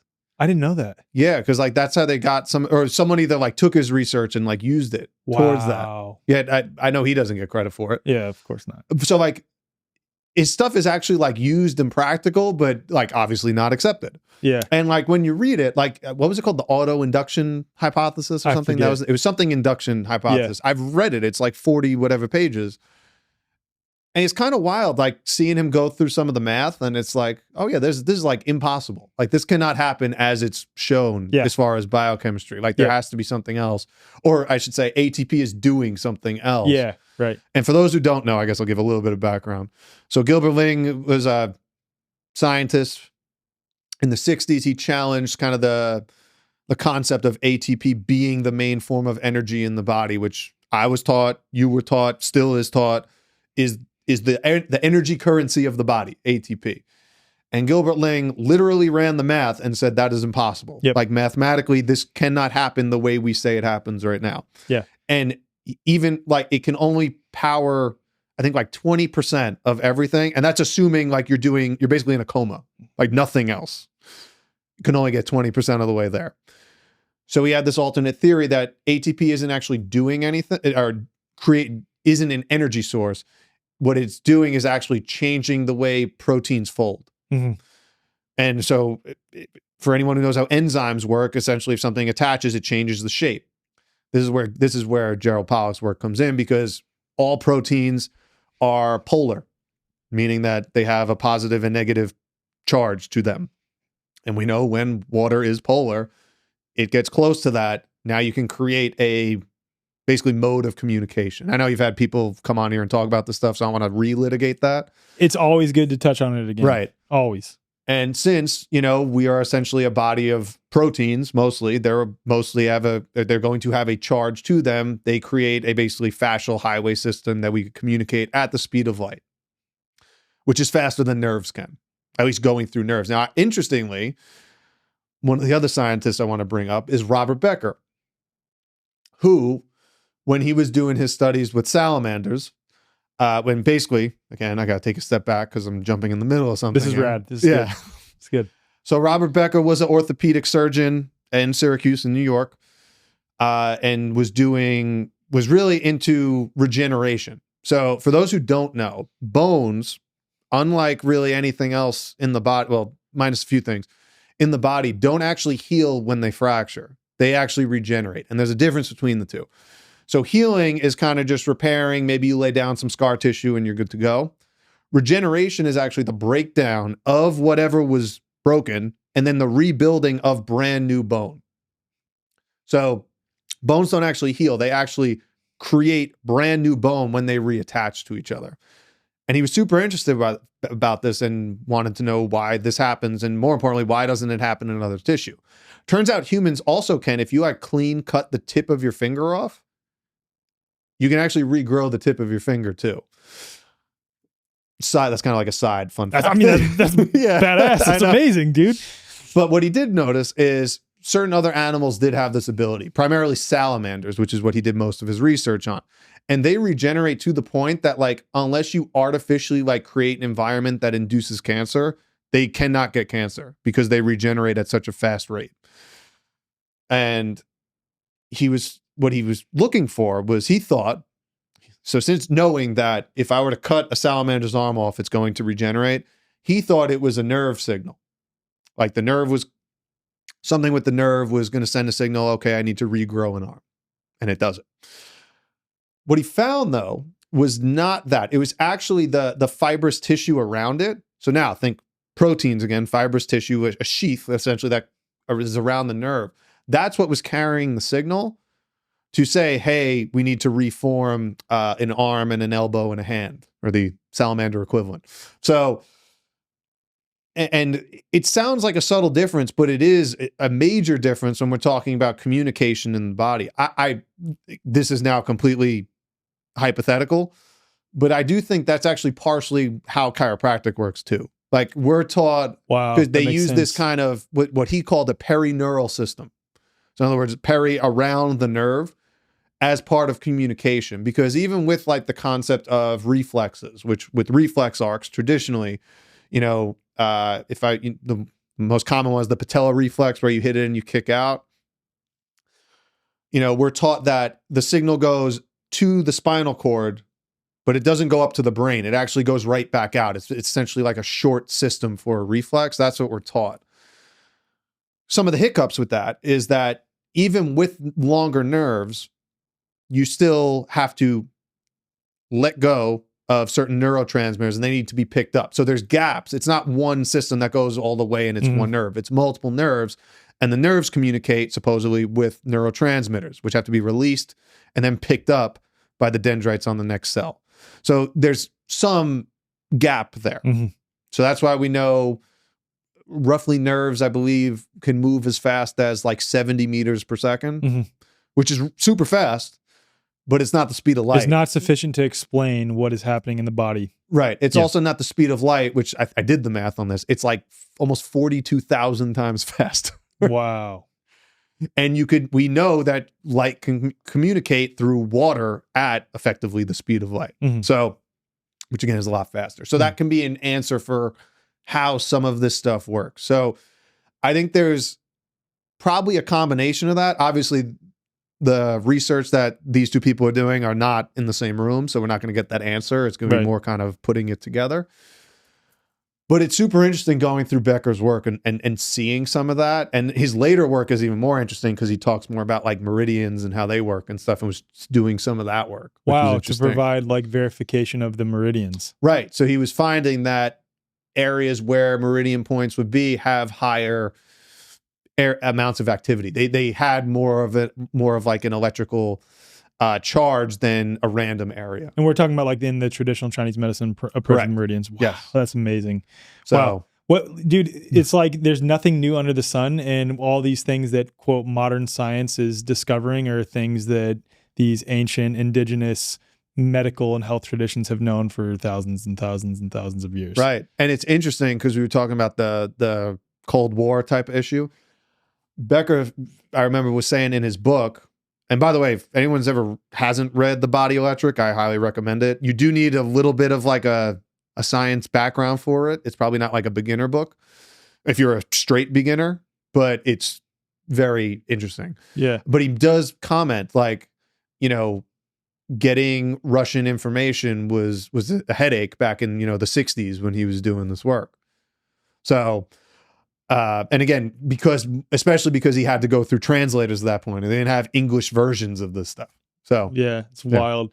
There's some other ones that I brought up before, like Vlail Koznichev. I don't know if you've seen that study where he inoculates the cell culture, and then there's the glass window yeah, pane, dude, and then that he uses one's wild quartz for the too, other yeah. one. It's wild, especially as it relates to our body being like a liquid crystal matrix. Like it is wild. I want to talk about the Sabrina Wallace stuff next, but before we get there, because it relates, we're talking about like the electrical system of our body, the biofield. That's where we're kind of alluding to now. But before we get there, I want to talk about the like your perspective on photosynthesis, because you've written some pretty lengthy articles and blog posts about this. Yeah. I think it goes back to kind of what you just said, as far as there's nothing new under the sun. Yeah. I think it just happens at fractal levels. So in other words, it's the same processes, just the scale's different. And be clear for everyone, I'm talking about photosynthesis as it relates to human beings, not plants. Yeah. Yes. But it's related because really what that cycle is, photosynthesis. What's happening is you're taking light energy from the sun. You use that with carbon dioxide and water to create oxygen and, carbohydrates. So what we do, though, as human beings and really animals in general, in our mitochondria, is effectively reverse that process.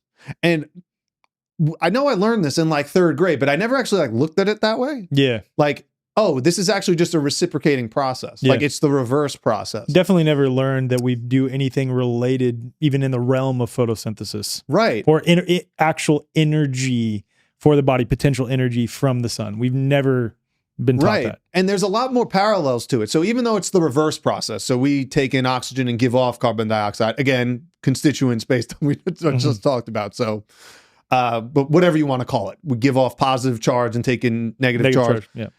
It's a reciprocative process. That's the more important point. What I didn't put together is how this happens at a lot of different levels, but also how there's parallels in between it. So in plants, their chlorophyll or chloroplasts, which have chlorophyll in them. Chlorophyll is what makes leaves green. It effectively is a porphyrin ring. Now, you don't need to know what a porphyrin is other than the fact that it's a ring, but in the center of the ring sits a magnesium atom. And that basically is what makes leaves green. We as humans have effectively the same exact structure in hemoglobin. You're just swapping out an iron atom for a magnesium atom. And we have blood that's red, so that's kind of what plays a role. That's how you could tell with different types of anemias. Anyway, not important for this conversation. But the point is they actually look from a chemistry standpoint almost exactly the same. Yet and they're doing effectively the same process, just in reverse. Wild. Which, when you realize that, you can actually scale that either down or up, which I find more interesting because you see it now when you see things like pesticide use in soil. The soil's doing the same thing. It's taking in, ideally, what it can from the environment, usually whether it's, dead animals or what have you, and then recapitulating that into new plants. Same thing, same concept. But when you strip all that and just use NPK fertilizers and glyphosate and whatever, not only are the plants sicker, but guess what? Now the animals they interact with are too. We happen to be the animals they interact with the most because we're also doing it. So once I realized that parallel, then I realized all this stuff is I didn't realize it's all connected, but it actually created a framework for me of like, oh, it's actually related on all of these levels. Yeah. So, and then you go back to kind of Gerald Pollack, like it's effectively the same thing where you talk about building a battery, separating positive and negative charge. Effectively plants are doing the same thing because they take water and split it. Yep. It's the same thing. Again, just that the end result is the opposite. Yep. And to me, when I was getting to that, I'm like, wow, so this is actually more pervasive than I ever would have thought. And it just kind of builds in this concept of like how beautiful nature is. And even without understanding like all the nitty gritty of it, if you just understand like that base concept, you can apply it to almost anything in nature. Yeah.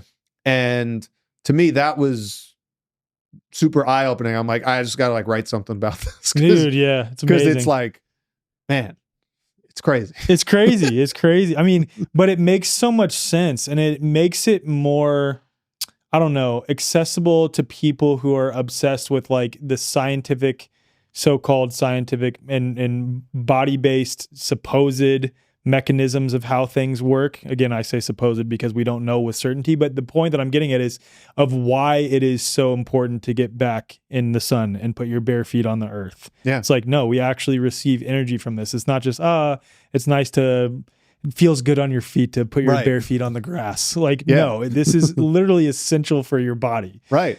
It's another way to get those electrons, I guess, also with breathing. Yeah, exactly. So it's all methods of getting the same thing. yeah. It also makes diet conversations more I interesting. was just about to ask you that. Okay. I was just about to ask you that. Because,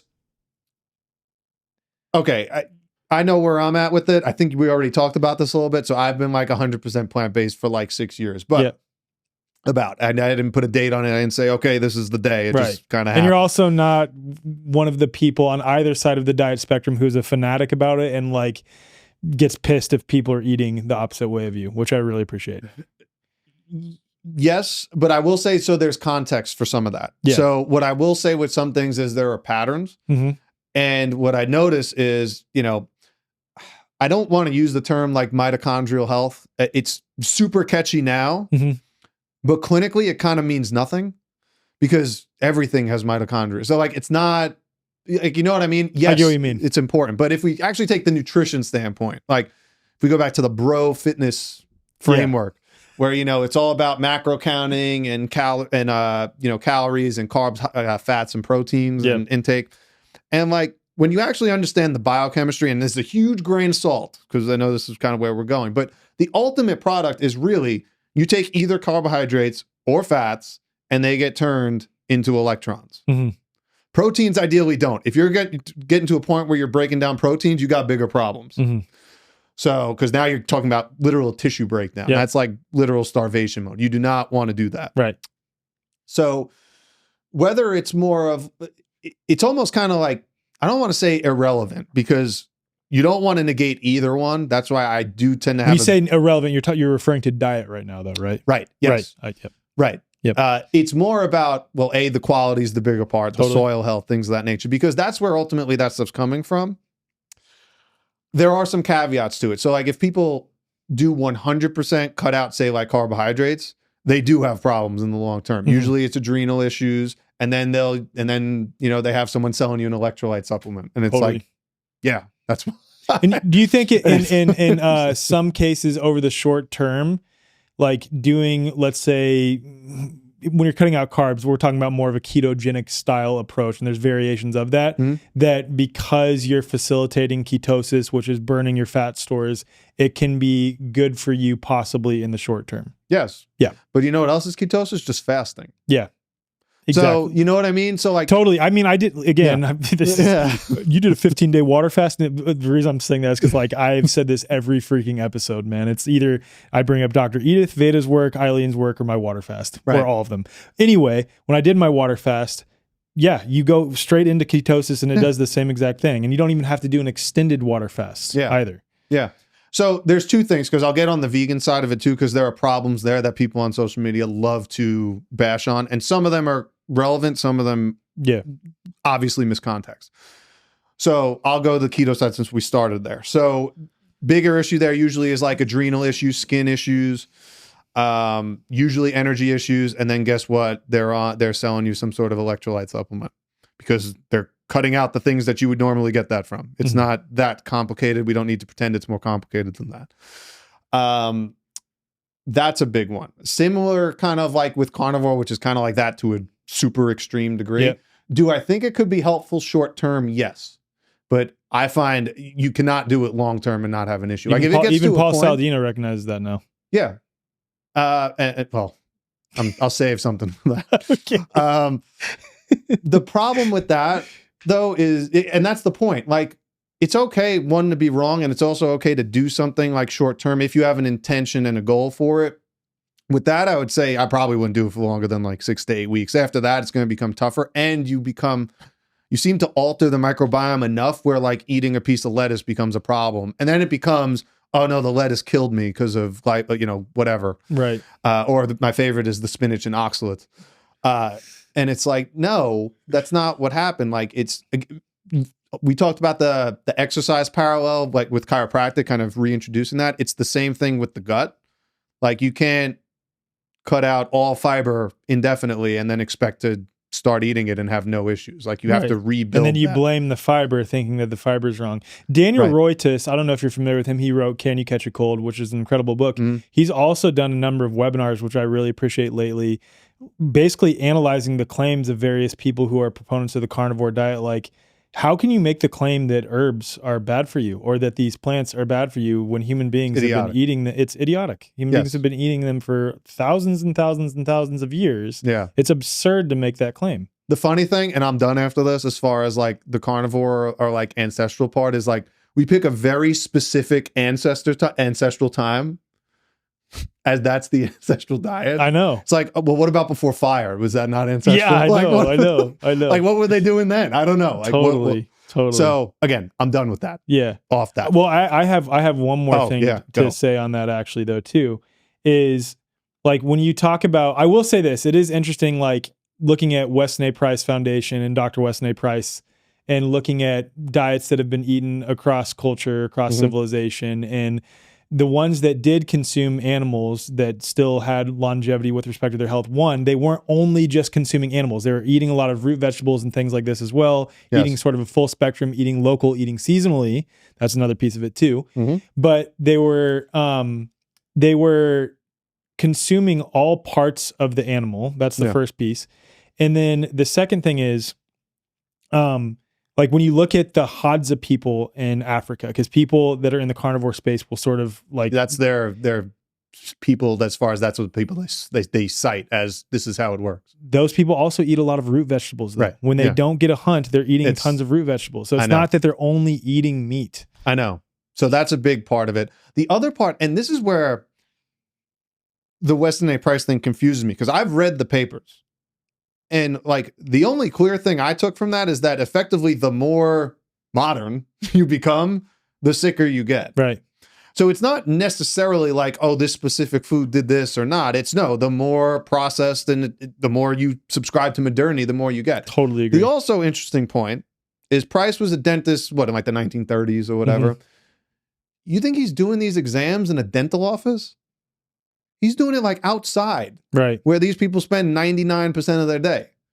So that's another part that we forget, because again, modern Americans spend 93% of their time inside. Like, to pretend that's not a factor, and when we know the biggest vitamin deficiency is vitamin D, right? Which is a separate topic, but at least what it is it's a good surrogate marker for sun exposure. Right. I will say that. Absolutely. So absolutely. And we for know those that are listening, he did air quotes when he said vitamin D. Right. Well, it's a hormone. I mean, that's just what it is. So to pretend like that's not playing a role and say, oh, it's just nutrition is also disingenuous. It is. Totally agree with you. So, okay, the vegan part, because I'm not going to sit here and say it's perfect either, because there's a lot of nuances to that too. I'm not going to litigate the protein part because that's just a stupid argument. And unless literally the only people that are protein deficient are people who do not eat enough calories. Like that's it. It's very obvious in the literature. There's no protein deficiency unless you are actually just not eating enough food. That's it. Anyone saying otherwise either didn't read the studies or is misappropriating them. The bigger issues are with things like vitamin B12, vitamin K2, things that we supposedly like don't make. Or have to get from animal sources. That's also not true, but it's a big issue for us in America because we are supposed to have bacteria that create those from new in the colon. That's a big problem when you have foods that's all pesticided out and you're giving antibiotics to 2-year-olds. Take into context, like, even if you have one round of antibiotics, it takes about 2 years for the microbiome to kind of readjust. And that's one round, one time. Right. And also, we're not totally sure if you actually get all those species back ever anyway. Not to say that it can't happen, but we just We don't have that information. Yeah. So if you happen to wipe that out, like no one's going to sit here and say, oh, well, that's a problem. Like, no, they're just going to say, oh, it's deficient. Whereas ideally, if you're out in nature, like that's not going to happen because no one was taking B12 supplements in our ancestors. Like we could play that game any way you want to play it. So like, we're just not having like the nuanced conversation, and we're just having like, we're just bashing each other because it's stupid, or people think this is stupid, or this is missing, and they're going this kind of biochemical route or biochemistry like route, like, oh, you're missing this, and this vitamin, when it's like, in the protein fat, the amino acid, and that's just untrue. The others, we're not doing the nuance of the gut part of it. Yeah. So, unless we're actually going to have those conversations, and I get it, because if you're on social media, like what gets clicks are basically hating on people and being as extreme as possible. So, whether some of it's playing the game or some of it's like, I know better, but this will do better type of thing. I mean, people do it. I'm not going to sit here and pretend they don't, because they do, is also disingenuous. And maybe some people genuinely don't know because they felt better for a short period of time, and then that's what motivates people to do it. Totally. And I think that's a great starting point. But then it's like they stop, and that's the thing. And, that becomes a roadblock. So I've come to the position that like diet, yes, it is important.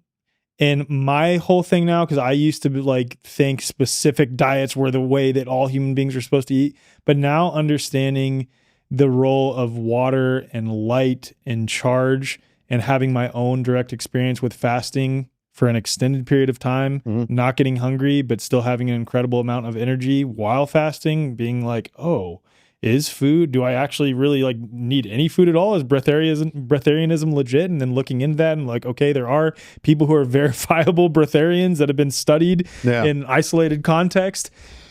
All that to say, like, it's just eat seasonally, eat locally. That is like primarily what you do, and then eat whole nutrient-dense foods. Like that is my take. Now, with that being said, I am aware of countless people, and I just love to hear your take on this, who were eating a whole food plant-based diet for a long period of time, and then they started to get sick, so they introduced animal proteins. Yeah. And then they started feeling better. What are your thoughts on that? My guess is I'm almost sure there's got to be something in the history that's either not uncovered or something happened. That's my honest opinion. Yeah. And again, it's hard to do even in an hour. Like it could be a vaccine. I don't know. Right. Like we could play with these things, but again, 99% of the people aren't even ready for that conversation. So it's a lot easier to do something like that. Yeah. And I will say, with that being said, I've interviewed both Sally Fountain Morell, president of Weston A. Price, and and that wasn't for this podcast, by the way, that was for the end of COVID. But then I also interviewed Dr. Robert Morse on this podcast. And it's really interesting because I would consider them to be two people on the extremes of either side of this sort of argument. Yeah. That when you bring up to them, well, I actually know several people who are doing exactly the opposite of what you recommend. In the case of Robert Morse, I'm like, that are eating largely meat and have been healthy for a long period of time. And then going to Sally Fountain Morell, I know people who have been eating whole food, only plant-based, some eating only fruit for 20 to 30 years, and they're completely fine. Yeah. What do you say about that? Both of them were like, well, they've got to be lying. I'm like, how can you say that? Yeah. I will say, though, I just think there's a lot we don't know about health. Yeah. And like, look, I'm not going to sit here and say there aren't things that are, quote, more bioavailable or things like that in certain things compared to others. Because I think there is. But I just think there's a lot of questions we don't have answers to. Right. I'm perfectly honest, like, in saying that. Like, I'm not going to try to beat around the bush. I'm not going to sit here and pretend I don't know, or I know everything. I don't. I certainly lean more towards like Robert Morse's side of things, but I'm not going to sit here and say that works for everyone all the time, especially in the beginning. Right. Because if you're like super far off from that, it's a tough transition. Yeah. Particularly in the beginning. So, and again, it goes back to that like antibiotic, how in the system and kind of captured, for lack of a better word, are you? Because that's going to take even longer. So, but my reason in bringing that up is because I do know people who have adopted either approach and have had long, healthy lives. Some who've been doing it for 10, 20, 30 years on either side of the spectrum, and they're thriving, which would indicate to me that we are able to approach diet in a variety of unique ways. And I think for me, I've just come to the position that, yes, it's still relevant, but it's not as relevant as people make it out to be. It's not like the thing. It is. I do agree with that. That's kind of why I've backed off of talking about it a lot on social media. Now, when I work with people, I'm a little bit more, I want certain things. I want certain people to reach, or like goals. Yeah. But publicly, like, I won't. I do think the more important things is the sourcing and where it's coming from. Because outside of that, like, we're having conversations that are like gym bro science. This is like, you know, I'm not going to drop names, but there's certain people that like are so stuck on the protein, fat, carbohydrate model. And I'm like, man, this doesn't matter if the soil's garbage and you're pesticiding everything and you're giving the chickens antibiotics. Like, do you not see this? Yeah. Amen. So, well you know, said. like, that to me is the more important thing. Yeah, totally agree. Yeah. Okay. I want to switch to the biofield now. Oh, okay. Like, and the lens that I want to talk about, so I've had a lot of people reach out to me. Well, I won't say a lot, a few. They're like, Alec, why are you not covering Sabrina Wallace's work? Really? Yeah, I've had quite a few people say that to me, even on social media. Like when I'll say, if not a virus causing illness, or like two people getting sick because a microbe is transmitting between them, what are the other possible explanations? And I go into the variety of possible explanations. And in this particular post that I'm referring to, I just did not mention that there might be some sort of, let's say, sophisticated weaponry as it relates to like some electromagnetic related stuff. Yeah. And because I didn't name that specifically in the post, there were several people in the comments of said post that were like, Alec, how can you're gatekeeping, you're not telling. And okay, so my perspective is, it's one post. How are you gonna it's one post, first off. Second off, like, I am incredibly interested in Sabrina Wallace's work. My problem is synthesizing her work in a way that makes sense to my audience. And unfortunately, Sabrina won't, from my understanding, come on interviews. And I really would love to interview her. I've reached out to our good mutual friend, Chris Crutchfield, to try to get him on, because he's probably the second best individual I know of to synthesize what Sabrina Wallace has uncovered. Maybe I'm going out on a limb here and saying, if not Chris, you'd be the third best person to maybe not synthesize it for a whole podcast episode, but at least have a discussion about it. Well, I mean, I got to be honest with you. Like, again, our mutual friend Chris, I probably ask him questions which are probably the equivalent of like third graders on this topic. Yeah. Because I'm still like trying to wrap my head around it. But what I now understand with it is, if you want to actually figure out a model that makes sense for transmission. Yep. That isn't, saliva, blood, sweat, anything like that. This for two or more people getting sick in the same space. Yes. This actually makes a lot of sense. Yep. So, okay, how do I want to start as this? Best as you can. Because I don't think I've ever actually talked about this. Like, I'll try to fill in the gaps from what I know, based on what you're saying. Okay, so let's start. What is the biofield? So the biofield is actually something that is coined by the NIH, I believe in the early 90s. I want to say like 1995. And again, you call this your aura. It's the same thing, but the NIH calls it the biofield. Yep. And it is a 6-foot toroidal donut-shaped field around your body. So, if you take both your arms and stretch them out as far as you can, you essentially double that distance. That's about 6 feet in all directions.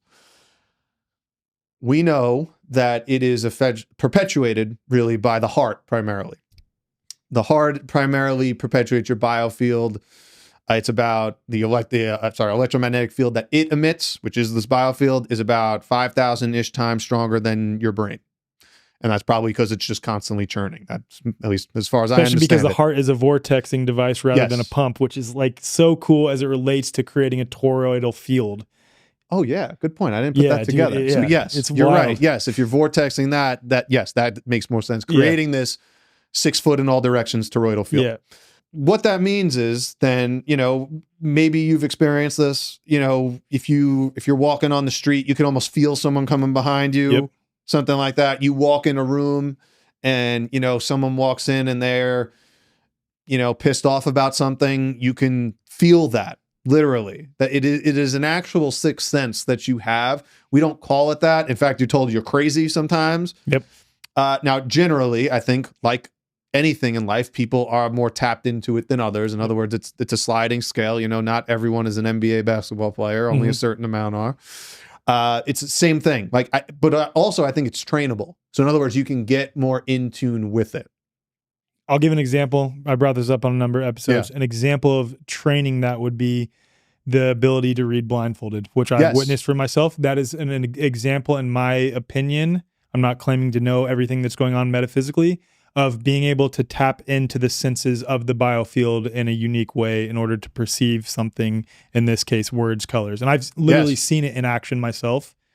Yeah. So, and it's interesting because, was it a kid? Yep. Okay. So I was going to say an 8-year-old and a 10-year-old kid. Okay. Yeah. So usually kids are much more tapped into this because they haven't been programmed by modernity. Exactly. By modernity. Exactly. And yeah, in the post I did on the biofield, I basically did a similar thing. It was kids blindfolded, and they were using different shapes and different colors and asking, like, not saying anything, just putting a piece of yellow paper, and the kid says yellow, kid says blue, you know, and just on point, like nailing it. And again, probably like a 10-year-old, somewhere around that. Dude, so when I saw this in Mexico, here soon the parents of these children will name who they are. I've interviewed this lady on my podcast. Another one of my friends, Dr. Edith, is open about it. She trains kids to do it. Her son is able to do it. I don't know if her daughter yet is old enough to start. But anyway, right. They're public about it. But these two particular kids that I saw do it in Mexico, I pulled up random words on my phone, put a piece of paper over my phone, and the younger one had the blindfold on and read every single word on my phone. I believe it. It's just kind of, it's wild. Yeah. What's dope is, so you and I are in that chat group together. Right. There's Yerasimos, who's in that chat with us here for the Truth Podcast. Shout out to him. Shout out to Joel. He was there with me, and Ian Smith was there with me too. And like just seeing those two in particular, the looks on their face, because there's us, there's Andy Kaufman, a few other people, but those two in particular, the looks on their face, man, was like, what is this? Yeah. Like just it was life-changing for them. I mean, when you witness that in person, it is life-changing. Yeah. Anyway. So first of all, how does this even relate to biofield? It's because colors, we know, give off a certain frequency. That's why yellow is yellow and red is red and everything in between red and purple. They are literally different frequencies. Point is, you can read that by cutting out your visual perception. So yes, sixth sense. That's what the biofield is. So how does this relate to Sabrina Wallace? All she's saying, and this is a super gross oversimplification, and I don't even think I'm qualified to summarize her work, but essentially our government, most governments, I would imagine, if the US is involved, I would imagine Russia and a lot of those Asian countries already are in this, know this biofield exists.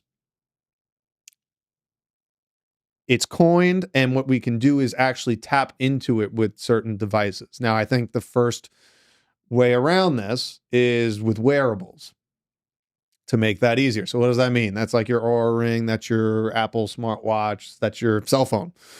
So, and what it can do is pick up on different changes in your biofield and basically relay that information, gather data, right? This is what this is all about, is essentially gathering data. Now, what Chris will talk about, and this is more the engineering part, this is where you might have to fill in more gaps for me, is this is where we know, and again, I'll take a step back here. If you ever read The Invisible Rainbow by Arthur Firstenberg, basically one of the big theses that he puts across in his book is effectively every time there's a big, large-scale jump in technology, from the introduction of radio waves to cell phones, etc. Becker talks 3G, about this too. 4G. Right. There, it coincides with a quote, flu epidemic or some sort of quote epidemic. Interesting. So what Chris will say, and this is again based on what Sabrina says, is every time we upgrade or move on to that next level of interaction with these kind of non-native VMFs, it is a quote load-bearing test. Now, how I understand load-bearing tests is we're going to basically pump out what we can and we'll read out what happens. And depending on how people react, or really how the system reacts, we'll adjust accordingly. Essentially, it's a stress test, effectively, just in the field of non-native EMFs. So effectively, that seems to be like what she thought COVID was. Yeah. It was a 5G rollout, and it was under the guise of COVID as a virus or what have you. And because they rolled out all these 5G towers effectively at the same time in different places over time, you could actually see changes in people's biochemistry. Now, this goes back to Becker's work back in the 50s, because you were seeing introduction of non-native EMFs was disrupting biochemistry to the level of like blood sugar levels rising, cholesterol levels rising. Again, this has nothing to do with diet. This is just introduction to non-native EMF fields. And in fact, another book that everyone should read is a book called Going Somewhere by Andrew Marino. Oh, I've never heard that one. Okay, so Andrew Marino, he's still alive, Andrew Marino, by the way. He worked with Becker in his lab. He was a PhD biophysicist, and he was and at the time they were in New York. Well, they were in New York. Well, he was in New York with Becker. And there was an issue in the 70s. They were going to put power lines that go from New York City basically through the state.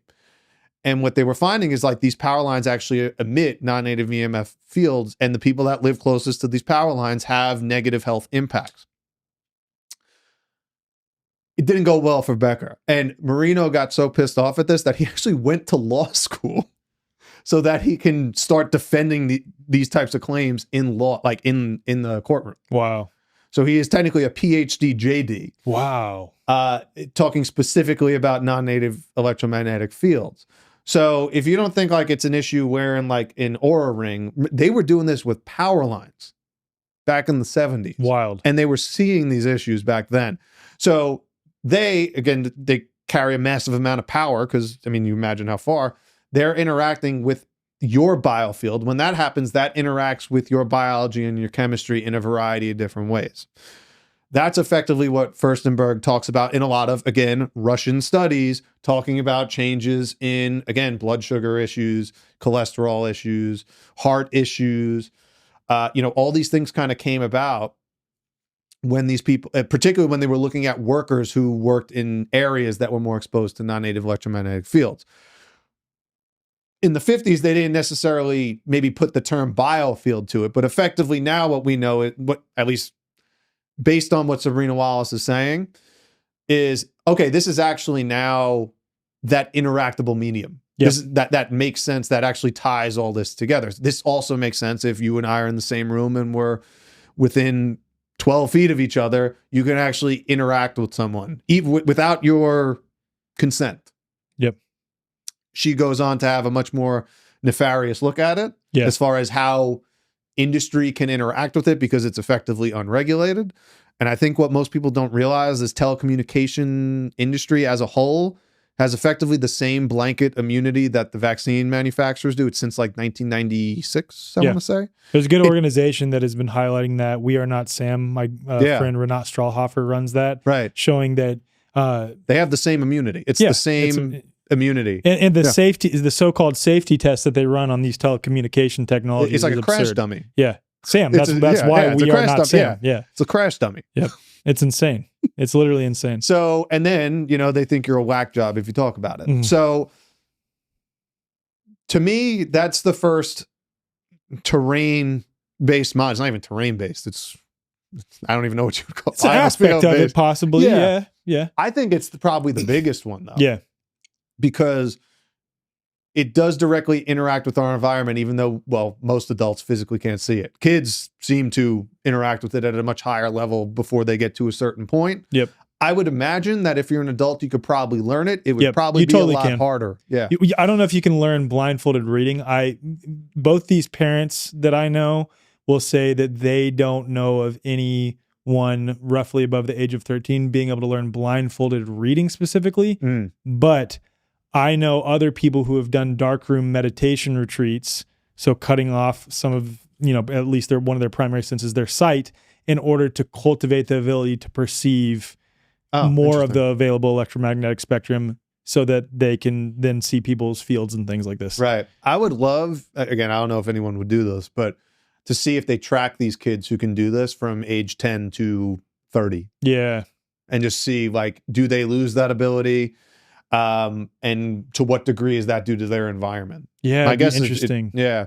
Or if you like raise that kid only out in nature, Right. if it just never goes away, or Right. even gets I would better. be super curious to see if that would be, because I actually don't think it's like a superpower. I think it's something that we unlearn with time. 100% agree. I think it's innate to all of us. Just like you brought up the example is that some people have a tendency to be like athletes that can jump super high versus some people don't. I think it's the same with this. Like we have a varying degree of our ability to tap into that. Right. And for overwhelmingly all of us, it's conditioned out of us. For sure. That's what I think. But the other thing with Sabrina Wallace's work, correct me if I'm wrong on this, when you're talking about how they can interact, like these telecommunications technology and presumably the government and other nefarious actors can interact with our biofield, it's literally that, and maybe I'm using the incorrect term here, they can use our biofield to store information and also like extract information from, like almost like mining data through our field. Yes, that seems to be what it is. And this is where like I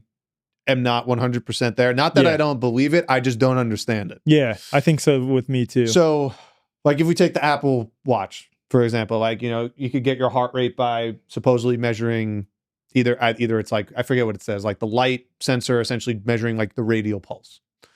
Or is it actually measuring like the emittance of the field from the heart? Like, it's totally subtle, but it's subtle, but it makes a big difference, especially as it pertains to what we're talking about with Sabrina Wallace's work. So to me, that is what essentially she's saying. Like these wearables might be saying they're working one way, but in actuality, they're working in that way. They're actually tapping into the information in the field versus whatever biological mechanism.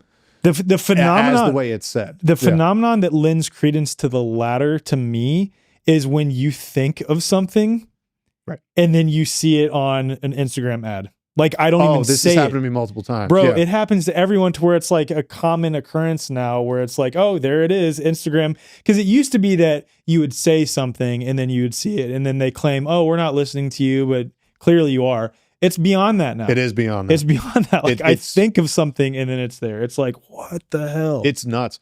There was a case, this happened to me like a couple of weeks ago. It was ironically, I think, it was about a test, a sleep test. I think you posted this in the chat. I did. Yeah. You did. So, you know, I was talking with the patient. My phone is not on me. Like it's in another room on airplane mode, like not near me.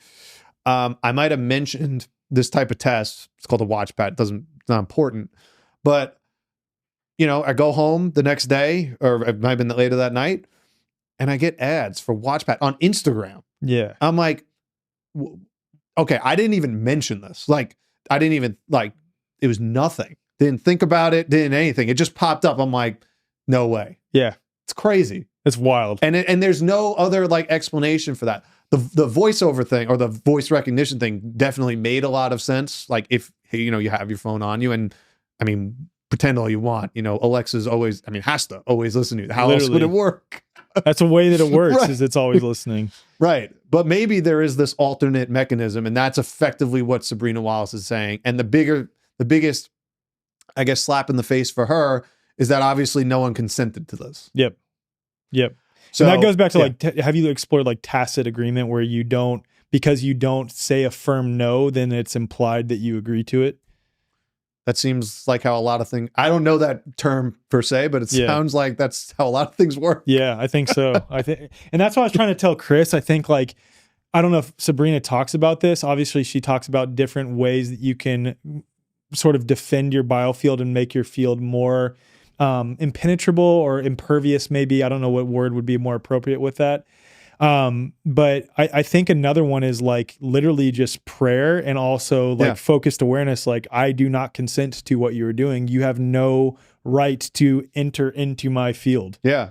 That's actually, those are two things actually she does say. She does. Okay. Yeah. That's awesome. I'll send it to you. She has one of her, I guess, big subscribers like put together kind of like a PDF of all like the different practices that she kind of recommends. Okay. But prayer, like those types of things, just generally being positive energy, having like a cognizant awareness, being like, no, yep, I will not let you in.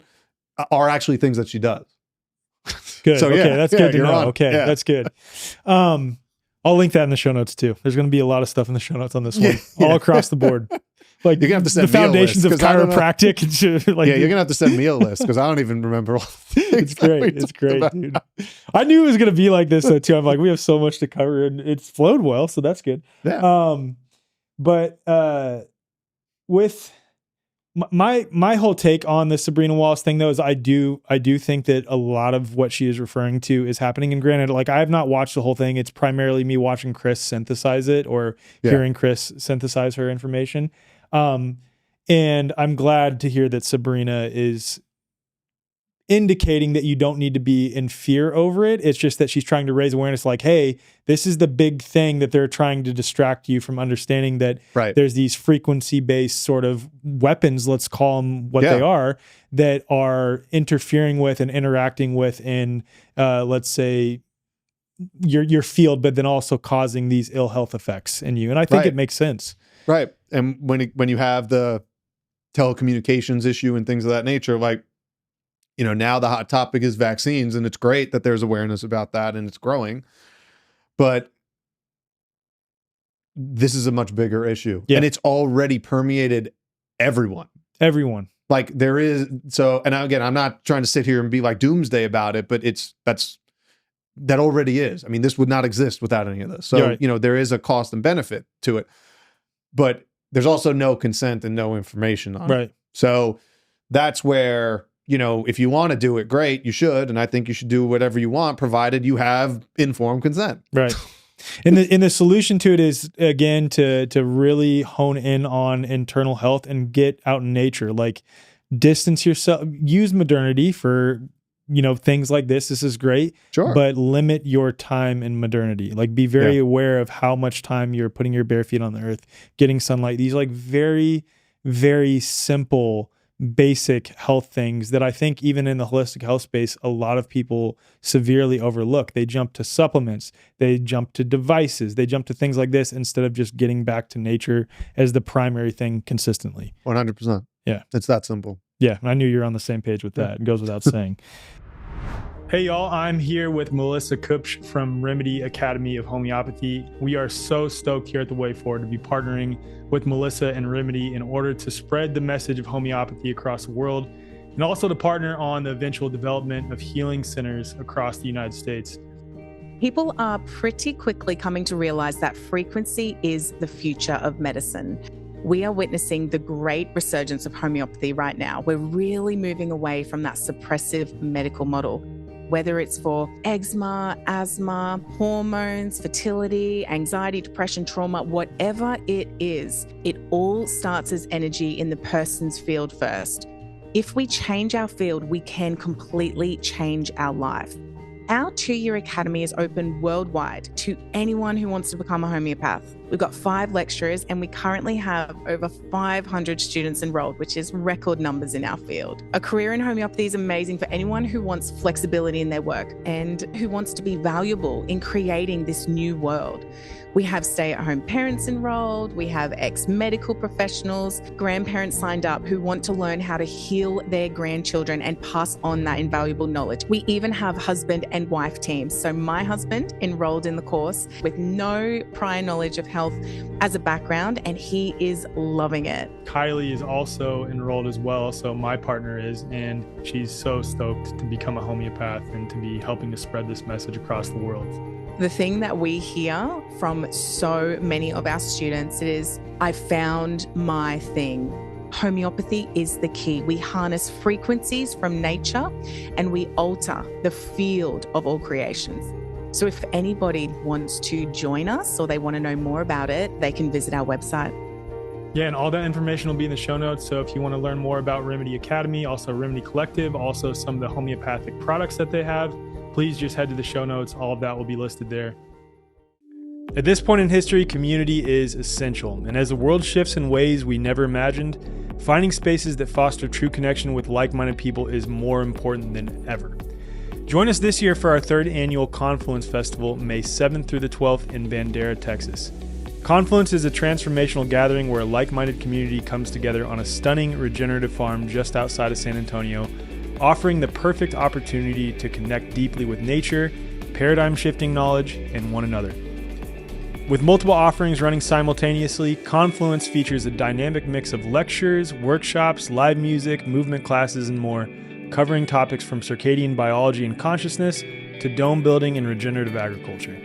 Attendees are encouraged to CYOA, choose your own adventure, ensuring a truly personalized experience. This year, we are so stoked to welcome Dr. Diane Hennessy-Powell, a leading neuroscientist featured in the viral Telepathy Tapes podcast series, sharing her research on the science of telepathy and expanded consciousness. Dr. Gerald Pollack will reveal his groundbreaking work on the fourth phase of water, reshaping how we understand biology and energy. We'll also be joined by Dr. Kelly Brogan, Eileen McCusick, Veda Austin, Tom Barnett, and many, many more incredible workshop leaders and lecturers. Plus, we'll have live musical performances from Lincoln Jesser, Headflux, DJ Mike Winter, Joel Raffiti, and several other incredible musicians and performers. And when it comes to nourishment, we believe food is medicine. I promise you will not find better food at any event you attend. The full-scale restaurant on-site serves farm-to-table meals with ingredients grown and raised right on the property or sourced from local farms, providing a deeply nourishing experience for both body and spirit. And our event accommodations are designed for every comfort level. Camp under the stars, stay in a cozy tiny home, enjoy luxurious glamping, or park your RV. If you prefer a hotel, we've got you covered with nearby hotel options as well. And your whole family is welcome. Our unschooling village, led by experienced guides, provides engaging activities for kids aged 2 through 12, ensuring that parents can fully immerse themselves in the experience while their little ones learn and play in a supportive environment. Come be a part of an unforgettable event surrounded by like-minded community where we gather in celebration of health, freedom, and coherence. Visit confluenceevent.com or head to the show notes to learn more and reserve your spot today. Okay, so I don't think we're going to have time to get to iridology during this one. That's all right. Yeah, that's super interesting. It is though. interesting. Yeah, so maybe we'll talk about another time. Yeah, that's fine. But because you brought up shots and the government and these things, I think it's fitting to talk about RFK and his appointment as Secretary of HHS. Yeah. Yeah, just your general thoughts on it. I am of two minds about it.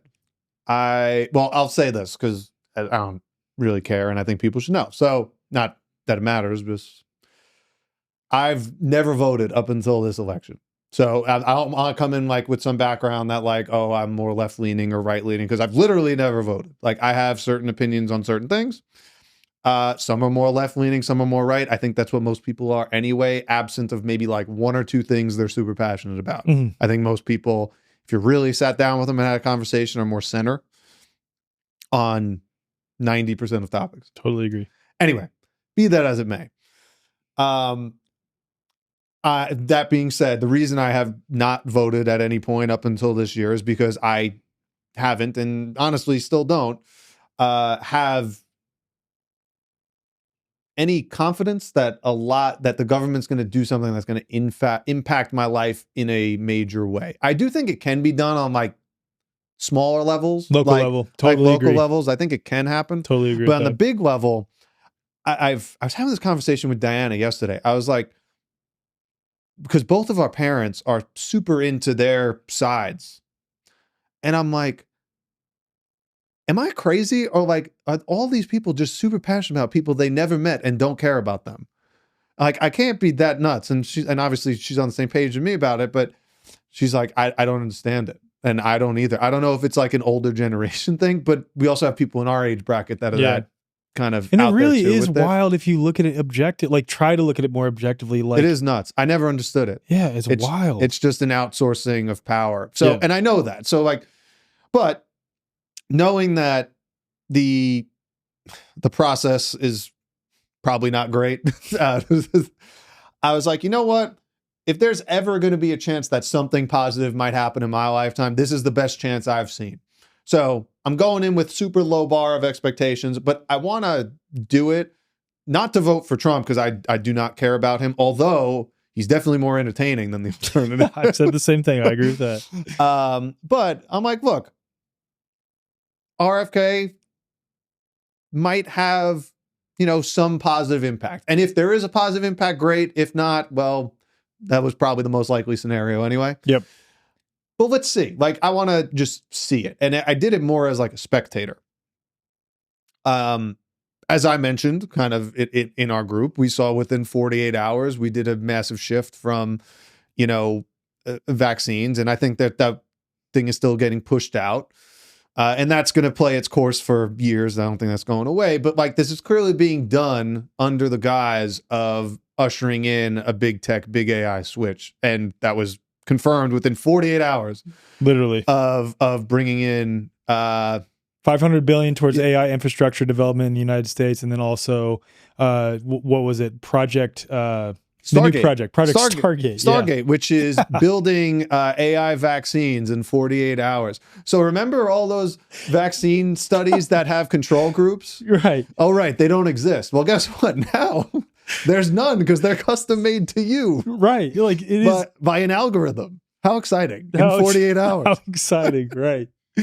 But no one, what's crazy is, and sorry, I didn't mean to cut you off. No, I've cut you off. What's wild is I never heard Trump talk about this at any point, like during his campaign. Yeah. Obviously RFK never talked about it. And again, maybe he probably didn't know about it. I would imagine. I mean, I'll give the benefit of the doubt on that. Fair. But what's wild is like, hey, I ran for X, Y, and Z, and I'm going to do this. And the first thing is a $500 billion investment into something no one asked for. And I'm like, that sounds about right. That's the government I know.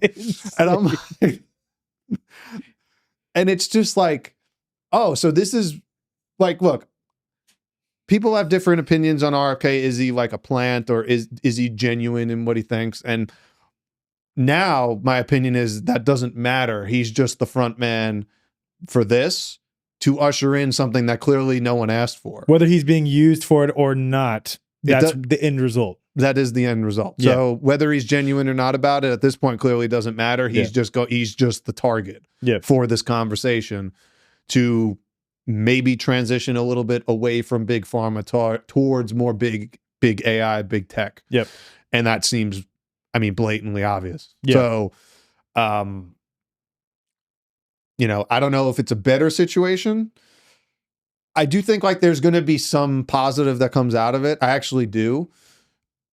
I just think there's clearly like a bigger, longer game here. Totally. And that's the one where I don't have a good answer for. No, I appreciate that perspective, man. Like, I agree with everything you said. And like, I shared this in our chat group because this is about a year ago. We were all talking about voting and Trump and RFK and all the things. And at this time, RFK was running on his own ticket. Right. But I think it was Aaron who commented in there on how if someone can hold both perspectives of, look, I'm just going to throw my vote in the off chance that it might do something to help, while also clearly understanding that I'm not going to outsource my power. I'm not banking on them being able to do anything. I'm not banking on them holding their promises.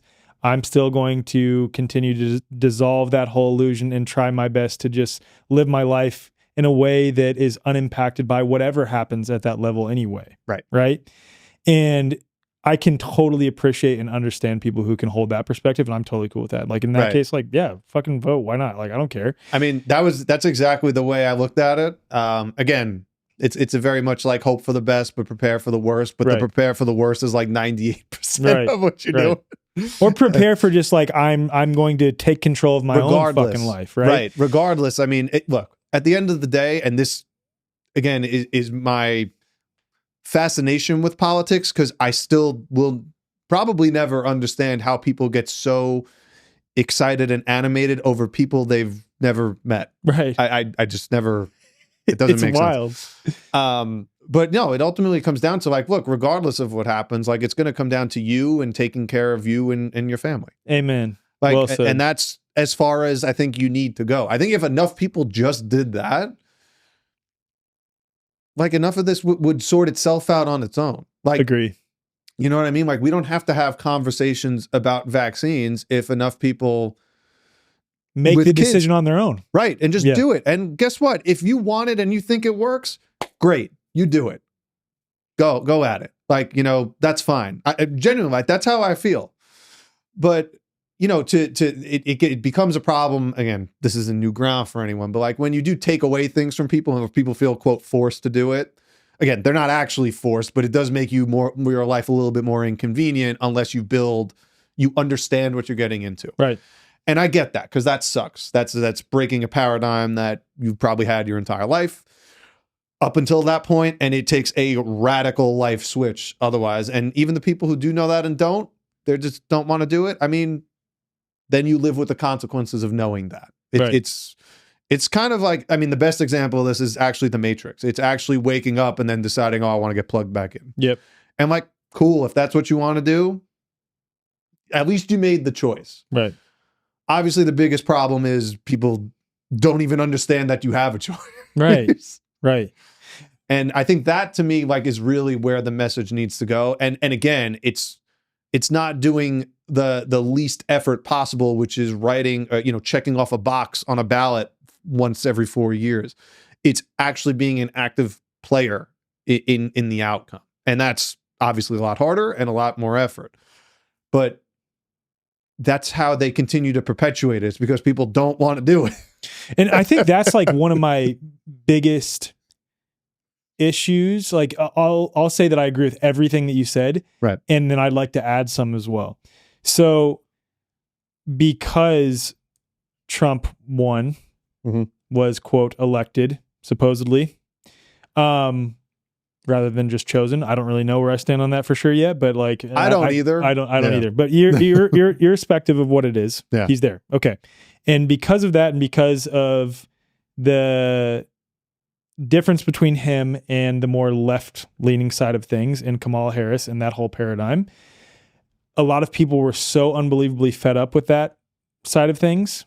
And the Overton window over the course of time has shifted so far to the left that now just obvious things like, there are only two genders seem so like, oh my God, do you hear what Jordan Peterson just said? It's like, I know. 10 years ago, that would have been like, okay, like, duh. Right. Exactly. And that's how far this Overton window has artificially shifted towards the left to now where like just common sense positions seem so incredible and right-leaning. And that's what this side sort of caters to. Right. And because of that, people who are so justifiably fed up with the left are now outsourcing so much power, not taking the position that you took, where it's like, okay, I'm just going to throw this in, but I'm still not going to buy into that whole paradigm. They're like, this person's going to fix it. Yes, this person is going to fix it. And that's the issue. That's my biggest issue with this whole thing. Mine too. Is that I'm with you. A lot of the people who totally understood the necessity to exit and build, so to speak, to borrow from my friends John Bush and Derek Brose, to exit and build the system and start building parallel systems and getting away and stop relying on the government, stop outsourcing power to the government, are now just like, we can chill now. Like, well, actually, no, they're doing a lot of good stuff, even though they're doing a lot of sketchy stuff behind the scenes as well. They're right back into believing in this whole paradigm, not working to create systems outside of it. And even if you fully believe that Trump, RFK, Peter Thiel, Musk, all the people that are on that sort of bandwagon. Yeah, I know. Oh my God. Even if you believe that they are truly purely benevolent and only going to do good for the next 4 years, you're still putting all of your eggs in a 4-year basket that can be changed like that 4 years later. Yeah. I think that's insane. It is insane. It is insane. And I don't, I really don't understand. Again, it goes back to what I said this twice. I'm going to say this the third time. I don't understand how people get so passionate about other people that they never met. I have never understood it. It just, even if I'm on social media and someone says like something that's mean or whatever, I'm like, all right, that sucks. But like, I don't know you, like, whatever. Like, I might think, you're, maybe not the best person, but like, I'm still sleeping fine at night. Right. Like, I don't care. And I know probably part of it is just whoever it is taking out his anger on me because he's mad at his wife about something or whatever. Totally. Like, that's like what 90% of that stuff is anyway. It's projection from something onto you. Right. So again, that's slight topic. But my point is, you can't get caught up in that. And when you do, man, getting out of that is tough. I don't know like what the light is for that.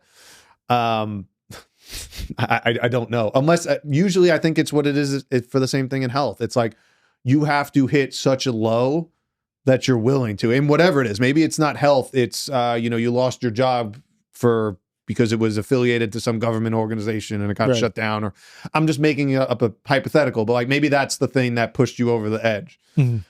Whatever it is, like the goal is to really though have that tolerance level be as low as possible. What we're learning is people have super high tolerance levels for taking shit. Totally. Of what they're willing to put up with. Right. Yeah. And supposedly the government derives its authority from the consent of the governed. And it's like, if people just withdraw their consent en masse, whether it's this biofield thing or whether it's this whole paradigm, like you don't even need. It's great that RFK is going to get in there and possibly be able to shake some aspects up. There is some deeper stuff that I don't think he's even going to touch. No. But it is great. But do you even need that if you get masses amount of people to make the decision on their own that like, I don't give you authority over my children's health, and there's way more of us than there are them, the so-called authority figures, that if we just said, no, we're not doing that.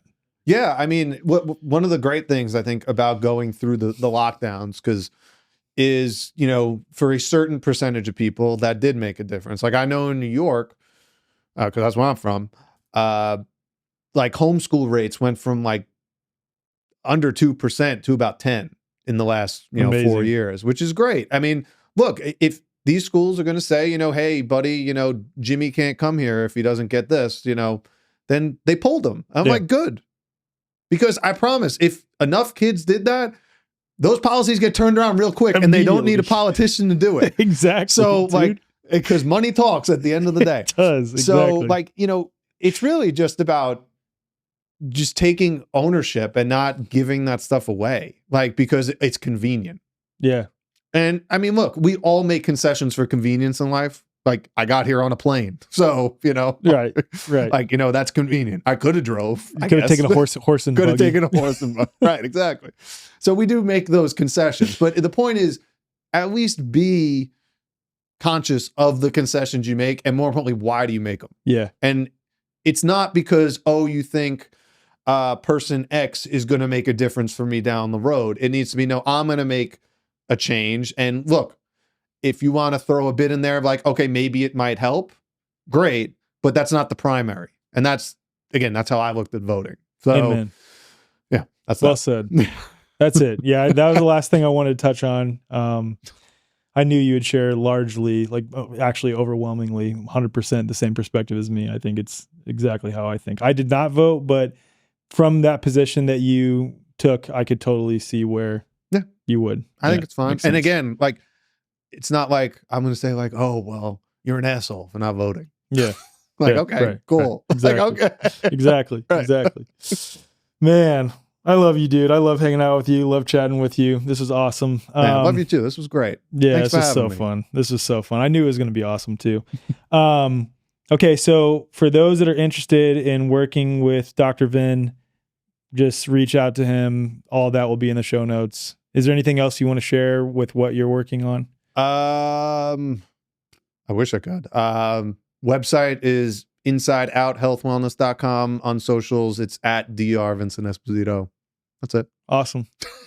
One thing, you're working with another good friend of ours, Dr. Steph Young. So I am working with Dr. Steph Young, who, I will say for me, shares a lot of similarities as far as thought process and how she looks at things. So, me too. I love Steph. Yeah. So I love that both of you are working together. It's awesome. Yeah. So that's been fun. The nice part about that is it is virtual. So if you wanted any sort of consultations on that stuff, I think we've put together a model that is definitely way more affordable than a lot of competitors. And again, I don't know if you want to call it functional medicine or not, but something in this sort of alternate, man, I'm coming up with words I hate. True health. Right. Yeah, sure. Let's call it that. We don't do upcharge. I don't want to make this a sales pitch, but we don't do upcharges for labs or anything like that. It's just kind of, you come in, you work with us for as long as you want to work with us and you're out, no strings attached or anything. So, hopefully if any of this resonated, you could just reach out. Awesome. Yeah. Thanks for being here, homie. This was great. Thanks, man. Thanks for having me.